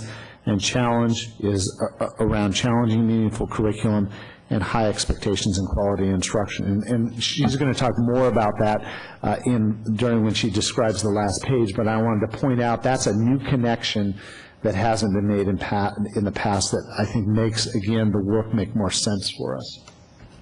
Great, thank you. Okay, so part 2 is the student profile, and the student profile is on pages 2 and 3, the middle part of the document. And the student profile details the knowledge, skills, and attributes that students need to be future ready. You'll see at the top of the student profile, we again state the mission and vision of the district. And then there's 2 sections on the profile itself. Section 1 is across the top, and it speaks to skills and attributes. And the skills and attributes are organized into 4 main areas: academic, thinking skills and strategies, communication and collaboration skills, local and global citizenship skills, and personal attributes. Under each of those areas, we've got 3 or 4 sub-areas, and then specific skills and attributes associated with those sub-areas. We've maintained, you saw it when Jan Olson was here earlier, the principal of Evergreen, she had a copy of the old profile with her, and we've maintained much of what was in the old profile. We've eliminated redundancies where there was redundancies. We've tried to organize things in a more logical fashion, so when a student looks at it, when a teacher looks at it, when a parent looks at it, it's more user-friendly and easier to understand. The skills and attributes are those that students should be taught and asked to practice throughout their schooling in both how they go about doing their work and the work that we're asking them to do. Part 2 of the document, section 2, is interdisciplinary content knowledge. And this speaks to the knowledge students should learn throughout their schooling, and you'll see it's divided into 6 areas: career, planning and life management, culture and the arts, information and communication technology, literacy and language, mathematical and scientific reasoning, and social sciences. And these are presented at a very high level. The specific content and performance standards are really specified in our teaching and learning framework, so you won't find them on this document. It's the kind of high-level knowledge that we want students to attain. The knowledge specified here does map to specific classes that students take, and it also speaks to content that comes across disciplines or across contents. So, for example, I'm looking under literacy and language. Writes clearly and effectively in English for a variety of audiences and purposes. Students can do that work in social studies, in science, in mathematics, so they're both interdisciplinary and can be mapped to specific classes like English. We'll go to the last page of the document, part 3, and part 3 speaks to the guiding principles. And as Chip explained, the guiding principles describe the learning environments that foster students' ability to learn the skills, attributes, and knowledge detailed in the student profile. And there's really 2 sections on the guiding principles page. There are 6 guiding principles organized into the 3 themes of connection, value, and challenge. And in the first part of the document, each guiding principle is defined and then categorized into the theme of connection, value, or challenge. Oh, I'm sorry, thank you. And I will bring that up here. Thank you. Thanks, John. In the bottom half of the document, section 2, it identifies some specific practices associated with themes of connection, value, challenge, and the guiding principles associated with each theme. So it provides some further information about the kinds of practices that we would see in learning environments where connection, value, and challenge are present. Just a couple other comments. If we go back to the middle section, the student profile section, one of the pieces of board feedback was finding some distinctions around what's endable and what's not endable. And so I think the way that we've thought about this problem is the interdisciplinary content knowledge below that line, all of those are very endable. Everything in there we should be able to provide a good quantitative ends report on that. in the upper section, we are going to have a very interesting set of conversations in March around which of those items we do believe are endable and which are not. And so that's going to be more of a mixed bag. Again, part of it's going to be depending upon what's actually quantifiable, and part of it's going to be dependent upon what's highest value to the board, because there's some things that are quantifiable, but it's not high enough value to actually use the resources to do the quantifiable work around it. And so one of the things that we had talked about was that once this document was completed, we will then go back and relook at the ends, align the ends to this document, and then align the measurement to those ends which are aligned to this document. And again, the reason why we're in the situation that we're in is that policy, governance, and ends, and the work of our current work around Vision 2020 were really developed in two different eras during the school system. We're trying to bring it all back together so that we have an aligned system. The back page, as Tracy described, there's a whole lot around the ethos of our schools. And a lot of the work that we're going to be doing around self-studies is going to be around how do we measure whether or not these things are going on inside of our school system. And we're hoping that by June we will have something to share with the board around what are the instruments we're going to use to actually measure the existence of this kind of ethos inside of our school system. And I just want to say, I just wanted to clarify for the one person who's probably watching us that when you say endable, you're not talking about terminating anything. You're talking about something that can be quantified, something that would be reflected in the end statements that we adopt and monitor. Yes, thank you for the clarification. We're not planning on ending all of the content in the school district. Glad to hear it. Glad to hear it. I have to say, I'm happy to see 50,000 little boxes disappear. Yeah. I think it's a more readable document. I agree. You know, I was used to the 50,000 boxes, but they took a long time to read if you were just grabbing the document to look over the old one. And this is, I think, very nicely readable for parents and others that want to look at it besides staff. Yep. So thank you very much for the very nice cleanup, in addition to the changes. Any other comments for Chip? And then you can tell us what next steps will be. That's great. I've got some. Okay. I'm not surprised. Yeah, it's stunning, isn't it? Let's see. So I'll start with a couple questions. So it looks like at least some of the stuff from the prior board discussion made it in here, and some things didn't, and I'm just curious why the things that didn't make it, I mean, were they explicitly rejected? I'm okay with things being rejected, right? Just curious for the rationale.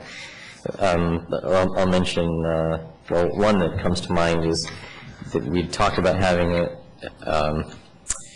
a heading for like career skills or something, and this is organized differently, which may be okay. Just curious what the reasoning.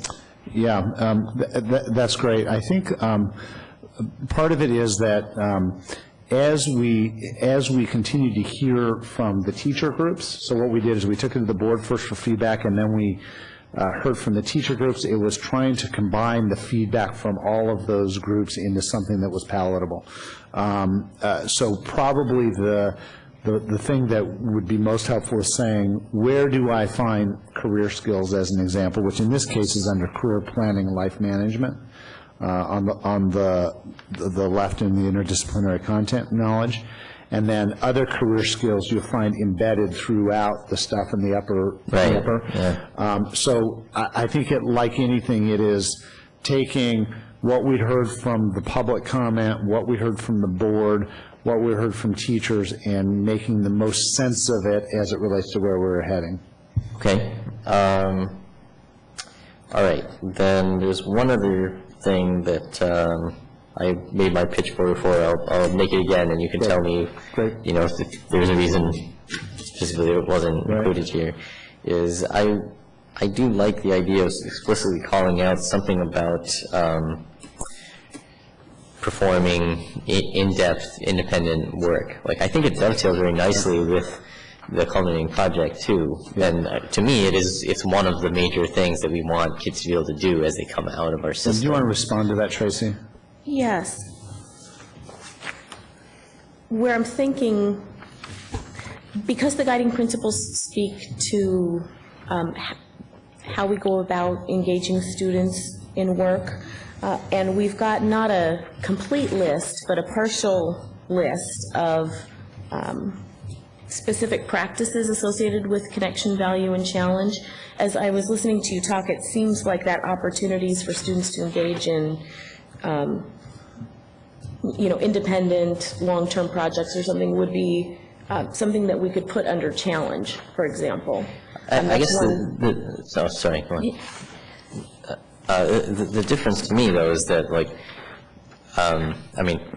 subject to our, discussion at the retreat about what's measurable and not, to me, that is part of an end, right? That students doing that, it's not just the way that we want to reach our goals. Students being able to do that is itself a goal, right? Whereas the the guiding principles are not goals; they're like things that we think are good to keep in mind. Restate the bullet. I would have it perhaps as here's one way that I would do it. Right? Is I have like for example, under the academic thinking skills and strategies, there's sort of 3 topics, right? Maybe there, I don't know where else it would fit. Like I would have a subtopic that was performs in-depth, independent work, and kind of elaborate, like can develop a plan for achieving such work, can pursue the plan, or whatever, things like that, right? That's the sort of thing I'm thinking of. Okay. And so I think what we'd like to do is, if there are specific recommendations like that you see, this is kind of a last-ditch effort, and we can do that still. I think that's why I'm mentioning it. Yes, right. Because from a process standpoint, unless they find that it was one that everybody else said they didn't want. Well, I'm the only one who thinks this is any good, and everyone else thinks it's ridiculous. Then no, I think that's an important piece. I concur. I agree. It would be nice to have that in there. Tracy? Yeah, I think the one place, and maybe it's not strong enough or explicit enough that it speaks to that somewhat, is under personal attributes. Yeah, I saw that. Takes initiative, sets and prioritizes short and long-term goals, works and studies independently, but you'd have to take sort of a number of those bullets to get to the idea that you're describing, so it's just not as explicit, I think, is the way to describe it. And those things are kind of in an area that, frankly, that's likely to end up as being not measurable, right? Whereas, do we actually have students doing this kind of work is measurable, I think. Yeah. I agree. Okay, we will work on that one. Are there others? Yes. May I take a turn? And yeah, Chris, why don't you go ahead, and then we'll go back to Robbie. So I've got some other ones, but in the student profile, I'm trying to find strives for excellence. Trying to find what? Strives for excellence. I find lots of stuff about social equity, lots of stuff about doing your best. I don't find anything about high expectations until I get to the back page of the document, and there it's in challenge guiding principle number 6. I see it needs to be somewhere. Well, I see in personal attributes, under the last bullet under the strong work ethic, it shows pride in work, works to the highest potential. Which is ironic, because it seems like it's sort of a second phrase modifying shows pride in work. You can show pride in your work. I can show pride in the ashtray I made in first grade. It is not excellent, nor did I strive for excellence in making it. I just don't see something in here about challenging yourself. So maybe we should just, instead of making that a semicolon and a modifier, move it to a bullet. Works to highest potential, and that would... Not even works, aims for. One's reach should exceed one's grasp. See, and I guess I would argue with you a little bit. Aiming for and working to, I think working to is actually better, because Aiming means I'm reaching. Works to highest potential means I'm accomplishing. He's right, I think. I'm willing to give you that one, but then I want work to the highest potential to not be the last bullet point. Okay. Okay. And while we're on order. That's funny. I'm sorry. On the back page, when guiding principle number 6, high expectations and quality instruction is our last principle. Say that again. Where are you? Back page, Yep, guiding principle number 6. 6. Our last principle is high expectations and quality instruction. Well, I guess part of it is that these are not ordered in priority. I know, but they're going to be taken as priorities. No, they won't be taken as priority. Oh, come on. How are they ordered? They're simply, they are all the same priority, so that we are not saying that guiding principle number 1 is more or less important than guiding. Yeah, but I think. But how are they ordered right now? Well, right now, I have presented since the day I became the superintendent as connection, value, and challenge in that order. Not again in order of priority, but that's simply the way that we presented the mantra of the district. So what Tracy did was take the guiding principles, connect them. So the order was really driven by connection, value, and challenge, which is everyone. You go to any teacher in the district, and they'll talk about connection, value, and challenge. They won't talk about challenge, connection, and value. No, but I think, again, and supporting Chris's point, I think when you number it, that automatically leads more. In other words, if you just had both, it said guiding principle, interconnected. That's fair. Mm-hmm. Sure. But when you put 1, 2, 3, 4, a lot of people are going to say, well, that seems to be your priority. Sure. Yep. So we can take away the numbers, absolutely. And I guess you need to leave the guiding principle in every one of them, but I don't know, do you, then, if you take out the numbers? It's just something to toss around with. Sure. It still winds up being something where, as a reader, without an explainer looking over my shoulder, right, I'm going to start reading a list, and by the time I get bored, I'm going to stop reading the list. So if the top one isn't the one that motivates everything, I could very well miss it. And I think the difficulty we have, Chris, is I understand your point. The difficulty is when we spent nearly 2 years institutionalizing connection, value, and challenge, and all of a sudden let's suppose for the sake of the argument we put challenge first, I would get hundreds of emails from people saying, you've been talking about connection, value, and challenge for 2 years, and now you're going to put challenge. This doesn't make sense to me. I mean, it's around institutional language more than anything else. I mean, that's why it's in the order that it's in. Unfortunately, I wasn't here to vote on the order of those three. Well, no, the board didn't vote. I know, but if it's alliterative, that's great. It trips off of the tongue very nicely. But challenge is much more important to me than connection. And I'm going to make the argument that they are both equally important. That in this system, when you're dealing with children, you cannot challenge them until you support them, trust them, and have a relationship with them. And that's the problem in our high schools. Our high school problem is not about challenge. Our high school problem is about relationship. And so I'm going to make the argument that these are 3 equally weighted values inside of our system. And we cannot say suddenly that challenge is more important than connection or value, because if you do that, you have an imbalanced system, and children will fail. And I, like you, start reading and drop off, after a while with lists. But because there are only 6 and they're bolded, and if we take the numbers away, I find that I would read those 6 pretty easily and not really take them as, I would take them as being 6 equal importance statements that need to be made. For me, I think it's important that you have the challenging and meaningful curriculum in order to have high expectation and quality instruction in that order. But I agree that you need to take the numbers out, because I think that is what drives priority. And I do not want to minimize it all, Chris. I absolutely support your notion that we have got to have challenge inside the system. I don't want to minimize that even in the slightest bit, because I absolutely agree with that notion. I just don't believe that it can be done outside the context of the other two core values. And the order really is happenstance to how we have presented these core values in the system for 2 years. It is not one being more important or less important than the other. Do you think that with that, because other people will also order and whatever mentally as they look at things, is there a need to make a statement with the, as you're defining guiding principles, that everything here is of equal value?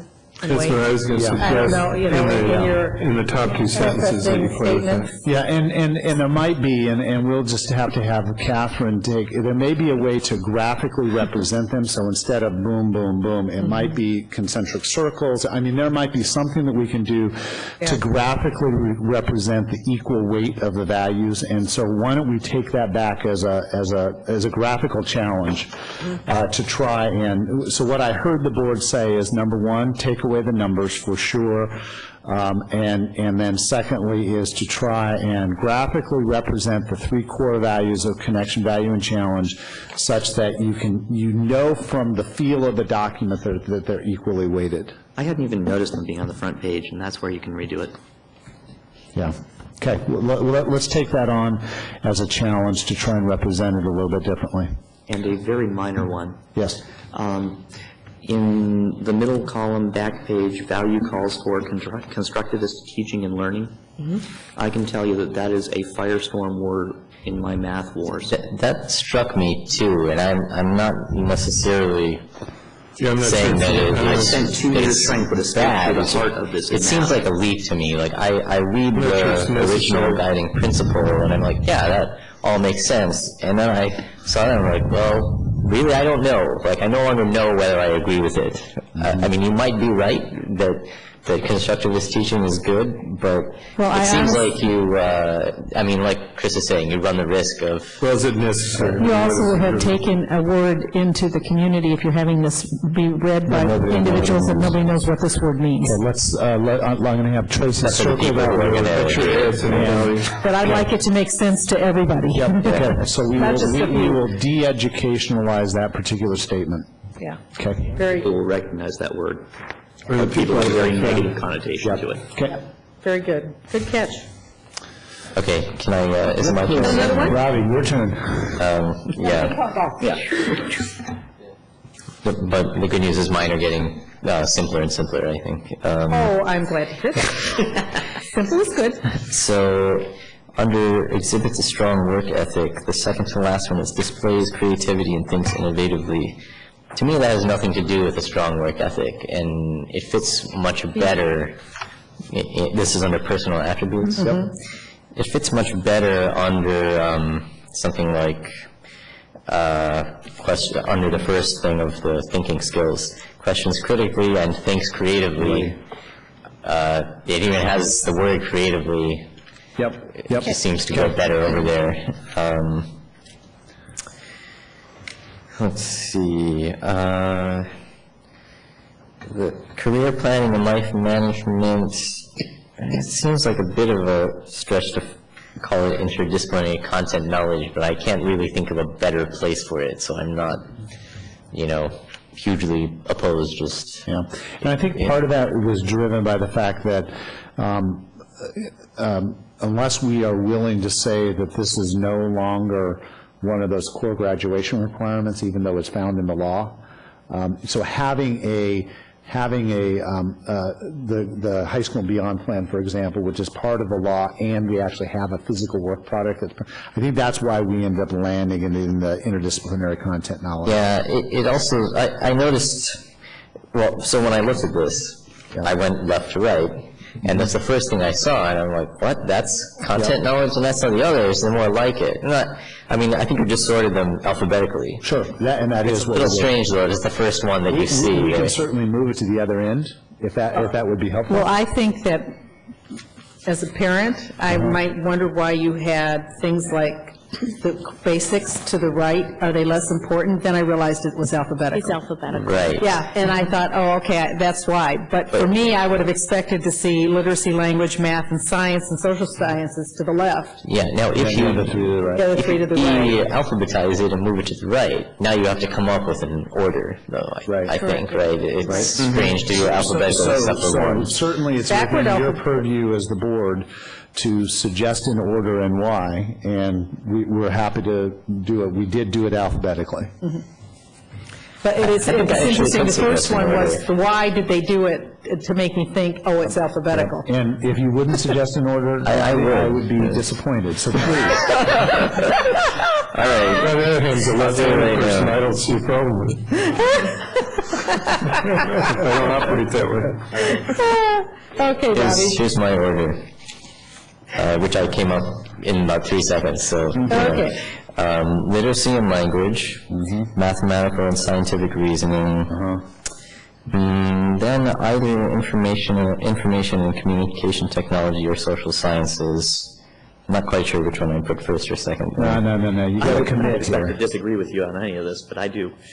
Okay, well, you can stay your turn in a second. Culture and the arts, and, no, put career planning, life management, and then culture and the arts. That's my order. Okay, Chris, what do you disagree with there? My order here, 6, 4, 5, 1, 2, 3. Say that again. So literacy and language, math and 6, science. Yeah, 6, 4, 5, 1, 2, 3. 4, 5, 1, 2, 3. Okay. 1, 2, Right. 3, 6, 4, 4, 5, 5. 6. Gosh, this is going to be hard. All right. 6, 4, I 5. have 1, 2, and 3 that are essentially in Pretty agreement. much, yeah. It's just 6, 4, and 5. That's 6. I think actually 4 kind of fits in the chronology of the topics, but, no big deal. Right. Gosh, this order is going to be a problem. I don't know. Maybe we should stick to the alphabetical.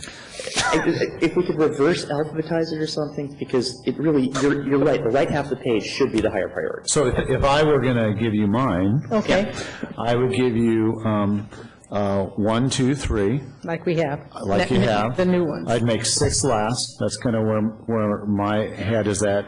And I'd probably go 4 or 5, ICT, and then culture and the arts. That's just where my head is. So you're basically with Rafi, I think. What again? You went 1, 2, 3. I put those three. Oh, I'm sorry. Literacy, math, science. I'm sorry. Yeah. That would be 1, 2, Literacy, 3. math. I'm pointing. So my apologies. I go literacy, math, social sciences, and then I would go ICT, culture and the arts, and career planning. That's pretty close to I it. can live with that. I can live with that. That's fine. That's fine. Okay. Okay, there we have it. Did you get that, Got that? Trace? I got Okay. Okay, Anything else? yes. Oh, a few more. Did you have more in your ping pong coming your way? Don't let me look at this too much longer, I might come up with more. Okay. And you thought this was almost done. Well, as long as we don't finish it, we don't have to do ends, so. These are minor. Yeah, tweaks. it's getting more And and then more. Robbie gets no more after today. You're done. Okay. It's an agreement? All right. He's done after today. Academic thinking skills and strategies.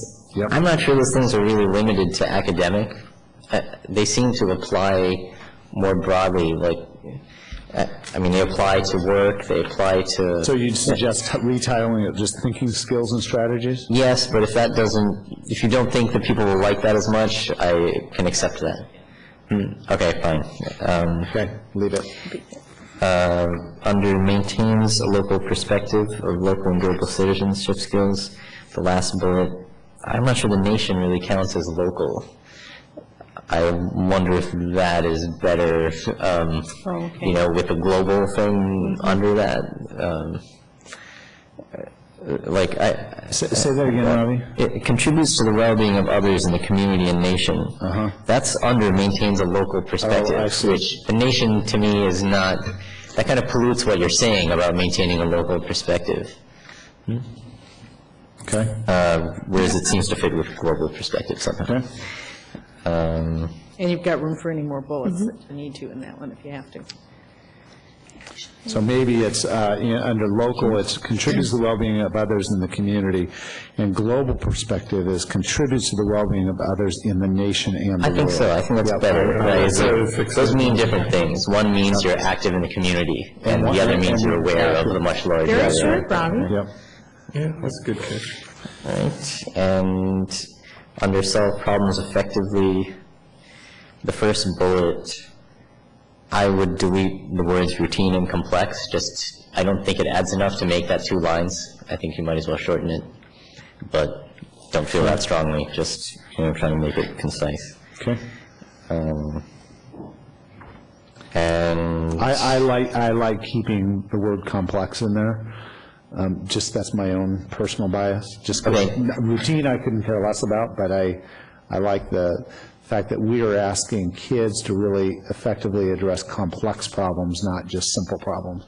That's just my own, but I can be talked out of it if you guys feel. No, I would get rid of routine.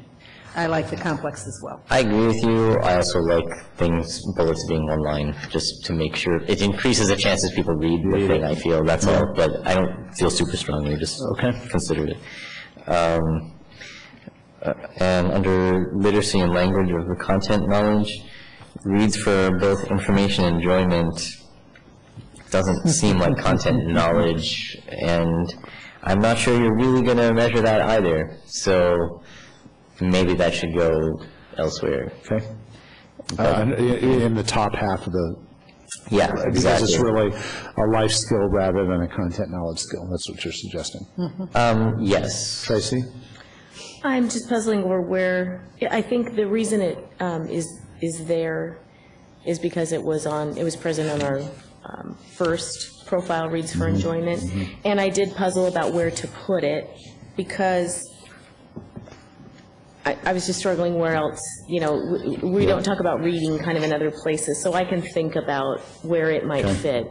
Yeah, I don't have an answer. Honestly, I thought about it for at least a few seconds, and had it immediately been obvious to me where to put it, I'm sure I would have made a note and suggested it. So I appreciate the dilemma, just a suggestion. But I would agree if we are drawing a line around these things being clearly quantifiable, if that's one of the criteria below the line is below the line, I agree it should not be there. And as much as I value that, I think it's important, it is going to, it's going to be difficult to measure, I think. It may need to be a personal attribute. Yeah.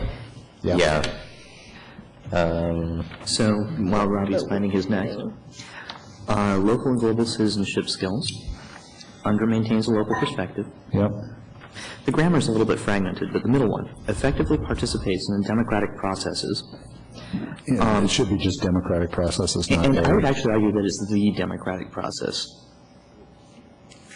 I don't, this is subtle grammatical stuff, but anyway.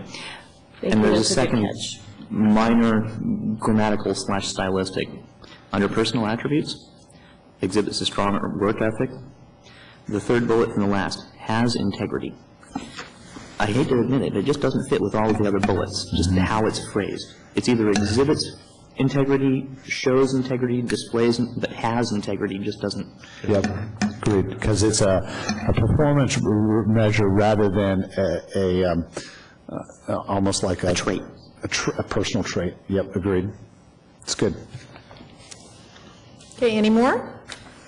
We can let them go off with their little edit pens? The most minor thing of all, which is, maybe it's my eyes, but it looks like the boxes of connection, value, and challenge are not the same size. And since this is the last chance, I think if I am wrong, I suggest making it the same From a size. graphical standpoint, just know that this is a draft from graphical. You're correct, Robbie, when I put my piece of paper down. And they're not stamped out the same way either. And so our intentions are, from a process standpoint, is we're going to take all of these minor edits and a few major edits. We're going to make them. Then we are going to graphically stylize this document so that it is presentable, things that you just think, I mean, even some of the bullet sizes are different bullet sizes. And it's just the way it was. Yeah, you're right. Because, you know, Tracy worked on this, and we have not sent it to the graphic. Okay, I wasn't sure in what... Not that Tracy didn't do a wonderful job. Yes. And then the intentions... deal with all these people. Yes, and then the intentions are to bring this to the school board at the next board meeting for approval. Okay. And when it is brought to the board for approval, it becomes an institutional document that we're not going to change again for a while. And then They have to stay a little longer. and then at that point, our intentions are in March. Then at the retreat, we will then have a lengthy discussion around ends and align our ends to this document and begin to reformat the policy governance structure according to this document. If you have any other between here and tomorrow. Yeah, and actually, I'd be happy to give you guys even a little more time if you'd like. What I'd appreciate is if you have any feedback, if you could give it to us by next Monday, so a week. That'll give us an additional week to make any additional changes, respond to you. We will then have the final document to you by that Thursday, which is when packets go out. And Sorry, that's feedback on this version, or you're going to revise it and send us another? If you have any so more? if you have anything more that you thought on this one that we already have? This one right Okay. now, because we've taken everything that you've said, and we're going to make those changes. We'll have Catherine's team right now start working on the weighting issue, and, you know, we may end up needing to try that out a few times, but, you know, the content is going to be the content in 2 weeks. Okay? And between Monday next and when we get this quote-unquote final document, I'd like to request that that's just strictly typo and no more major changes in it. So you've got your work cut out for you between now and Monday to send any further I've got one last big one I'd like to discuss face-to-face, and that's capitalism. Democracy is all over in here. Capitalism is not in here as a word. We get understands and evaluates the structure and function of economic blah, blah, blah systems. That's moral relativism. When you said capitalism, I was like, I look for capital letters. You can tell it's 9:50. We're all getting rummy. I still think this one's a really big one, because we've mentioned democracy quite explicitly. We're saying this is a more important thing for us to understand than government in general. We're endorsing democracy. And even though it has this nasty concept of failure in it, capitalism is the other half of why America works. And I really do think this is a principle that needs to be in here. Trace? Under social sciences, the second bullet, I think where it says understands and evaluates the structure and function of economic, political, and governmental systems in the U.S. and the world. I think it's assumed there. We didn't call out all of the different kinds of governmental and economic systems. But this is why I'm concerned, is that if you look under local and global citizenship skills, exhibit civic responsibility. Third bullet down, understands and values democratic ideals. That is part of one of the different government systems. Why do we need to call that out explicitly? Because we like it. So I really think that capitalism needs to be called out in an equivalent way somehow, as not just another system of economics, but our system of economics. Not anymore. Right. One of the other things that one of the other differences, I guess, is when students, for example, participate in ASB elections at their school, they're participating in a democratic process. So it's this, the top half are the skills that they're learning by participating in schoolwork, in school processes, and the bottom parts are the systems and, you know, knowledge that they're learning about.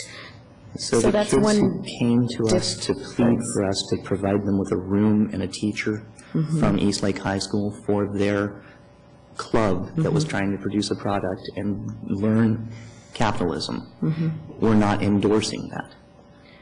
I think we have to. Yeah. I'm trying to remember the name of the darn club. DECA. DECA. I think DECA is as important. As a matter of fact, I think it's more important than ASB elections by a mile. I just don't see it as an endorsement of one versus the other, because I don't disagree with you that but I'm just trying to figure out how it fits kind of consistent with the rest of the document. Well, so this is where philosophy comes out. And I do appreciate that educators want everybody to succeed. And that is very patently, anybody reading this who's ever earned a profit is going to be able to see that there's nothing in here about failure and success and learning from your failures. It's about working to your greatest potential, trying hard, achieving your best potential. It's not about picking up the pieces, learning from your mistakes, and doing better the next time. We do have right there. Yeah, under demonstrates resiliency. resiliency. We've got a couple places, just to point them out for everybody, but the first bullet under demonstrates resiliency is learns from mistakes and failures, takes appropriate risks. Under academic thinking skills and strategies, the second bullet is understands the relationship between effort and achievement. So let me refine this. Learns to be a good winner or a good loser. That principle of winning and losing is not in this document. I don't think that's what... It's an important concept. I mean, my God, the kids playing soccer who've never kept score don't understand how to deal with it when they lose the first time. I think this is related to capitalism. I'm not saying you're wrong about either one, but I don't see how putting that in gets really at capitalism. Right. I mean, it's an important skill. It's part of capitalism. And to me, it's interrelated. We have a document here that is fundamentally kind of socialist.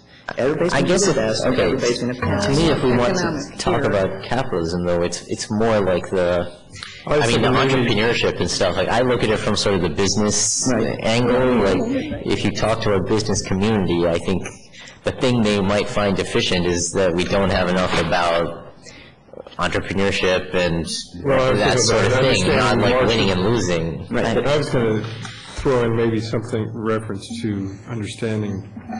We talk about understanding and evaluating the structure and function of economic, political, and governmental systems. And I think that's the big umbrella which all of what you're talking about is under.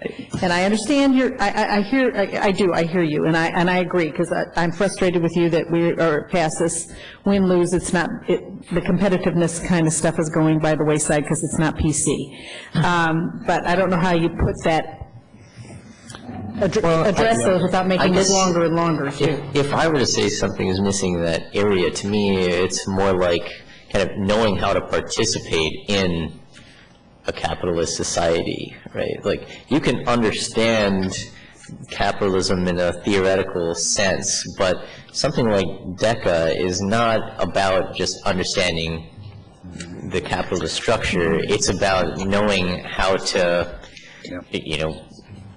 live it and thrive within it. Can I make a suggestion? And then I think Tracy has a suggestion as well.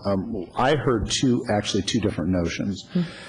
I'd suggest that under social sciences, we break up that last bullet where it says evaluates economic, political, and government systems of the U.S. and world to being understanding the political and governmental systems as a bullet, and then a second bullet that describes the economic systems in the country. Because I think that there is a whole lot of energy right now about the lack of understanding of economic systems, whether it is capitalistic or whether it is an issue of personal finance. I think economic systems is an important notion that we can call out in a separate bullet. And as opposed to winners and losers, I wouldn't call it quite that. What I would call it is something around understands how to participate in it's about competition. Yeah. That's what it is. And I just don't see that in this document. Right, and so I think that placing something in the upper half of the document around competition as a life skill. Yeah. Because frankly, that's what we teach in athletics. That is what we teach by grading kids. It is a notion of competition, and I think that that's a fair thing to reflect, that whether you agree with competition or don't agree with competition, the reality is there are systems in our culture that are competitive, and students need to have the ability to deal with the competitive nature of our culture. So I think if we make those two adjustments, that may actually address. I think I can handle that. Okay. Tracy, did you have? Well, I was just going to make basically the same suggestion that under works well with others. Under works well with others, I think that the notion of competition, and we can think of a way to phrase that, but I think that that fits there. Yeah.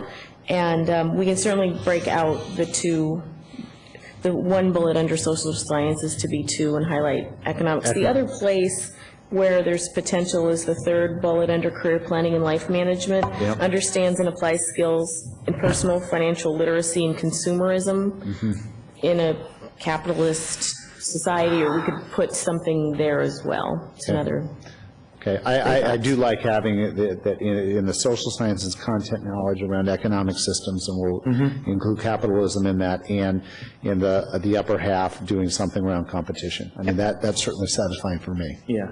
Well, I do like having this, something around the career planning and life management. I mean, like, it's very related to, in your career, you're going to have to deal with that you are living in a capitalist society. I mean, I don't know exactly what words to use. Tracy had something put in there. Okay, so we'll charge Tracy with working on that. Okay. Okay. That was going to be a brief little report, again, I would like to acknowledge the amazing work that Tracy's done with her team around this document, and we will make that one last round of changes. I'm going to ask for a favor. I do give you till Monday, just so that we have plenty of time to get this back out in the board briefs before the next board meeting.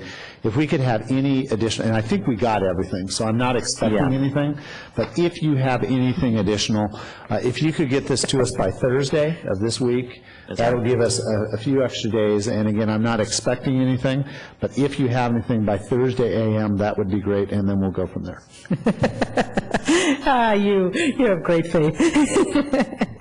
And Tracy. And Rodney and Chris, can we have your copies, please? And Tracy did this without going, oh no. Bless you. Thanks again, Tracy. Yes, there comes a time when you've edited something 50 bazillion times and somebody comes up and says, let's do it one more time. It's like, oh, you guys. So she did it with grace. With grace, folks. Okay, anything else for Ledge? I mean, with the superintendent's report? Okay, Doug, Ledge time. Well, speaking of economics. Yeah. And I don't want to belabor, we spent Saturday talking about potential budget impacts to our district, and of course we're in the process of looking at what those might be, quantifying those and seeing, what we might have to do to mitigate that. But I wanted to share with you some stuff that our state association came out with in the latter part of December, and that is that they did talk about when the governor introduced her budget. I think it was on the 20th. That there's what people keep calling a deficit. And I think it's important to, again, explain what, when they throw around the term deficit, what that means, and that is to maintain the level of services that were in the last biennium, and looking at the revenues that we can project. Those revenues are going to fall $5 billion below that projected spending level.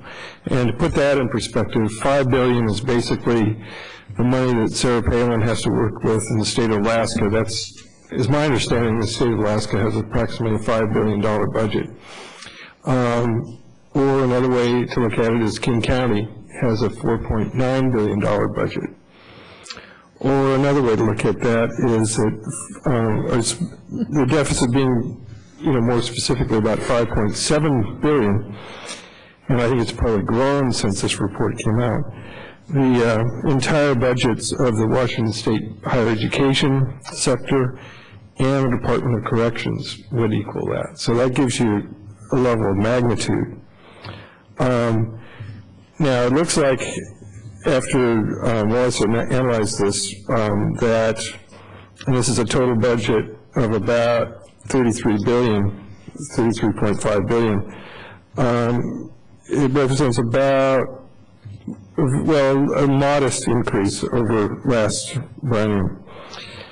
And in terms of the cuts that she's making to various program areas, K-12 would probably have the smallest reduction, about a 5.6% reduction compared to public safety at 6.3, higher education 7.6, healthcare 12.2, and natural resources 12.2. So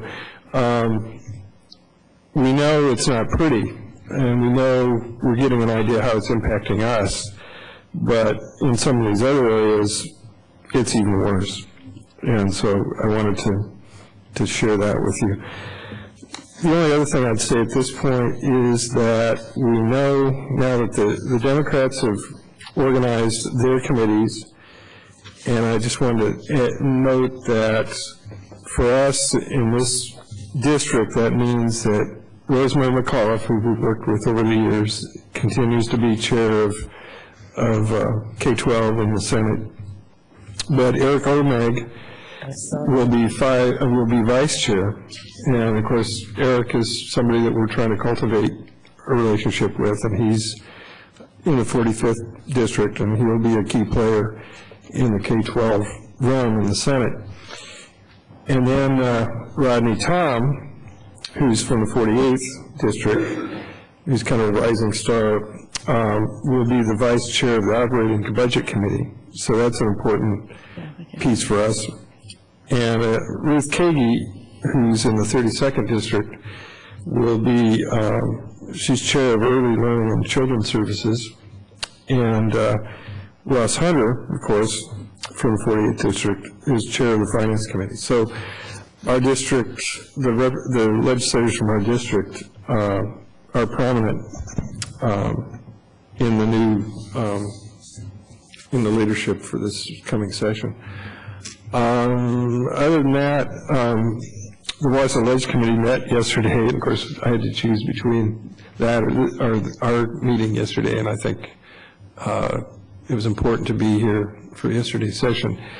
I don't think I'll catch up with staff to find out if there's anything that's significant that we need to know, but my guess is that at this point there wasn't much more than what I just related to you, because it's too early to know really what the legislation is going to look like and that sort of thing. Today was the first day of that session. Do you have any questions? No, but we talked about, since we didn't have our usual meeting in December here, trying to plan something to go there, or if they're here at any particular time, end of January, early February. Is that kind of what we're looking at? So maybe you want to think of some dates and scenarios that would work, and then see how many board members could join you. Yeah, we will work on that. We're finding that right now ledge availability isn't real great because they're expecting such a heated session, but we will certainly see what we can do to line that up. And they do come home periodically to do town meetings throughout the session, so we might try, if we figure when that is, maybe they're in town, that they'd be willing to meet for something. So well, this will of course be the 109-day session, so there may be some opportunities down the road. And just as it relates to that, just so the board's aware that we are involved in a group of districts that are trying to get a bill introduced to protect our levy base in light of the budget cuts, and I believe Rosemary's going to sponsor that. It's either Rosemary or Ross, I'm not sure which, but we do have a sponsor for that bill, and it'll get run, so we'll see if we can get some legs on that. Yeah, it's a 105-day session, and then quite likely to go into special session. I'm not sure we're going to have a budget anytime early in that session. Okay, anything future agenda items from the board? Debriefing? Comments other than anything we've already done? Next time. next month, or next meeting. All right, before I ask for a motion to adjourn, I just will remind everyone that on Thursday evening at 5 is when we're having our meeting with our PTA reps and board members, and Chip and Janine and Catherine. Our team is gathering, which is working at helping to continue to keep everybody out there knowledgeable about what's going on, and especially in this tough time, it's all even more important in what that means. And then our next board meeting is January 26th at 5:30, and that's our short board meeting, and then we will have a work session after that. So I'll entertain a motion to adjourn. So moved. Second. All those in favor say aye. Aye. Okay, meeting adjourned.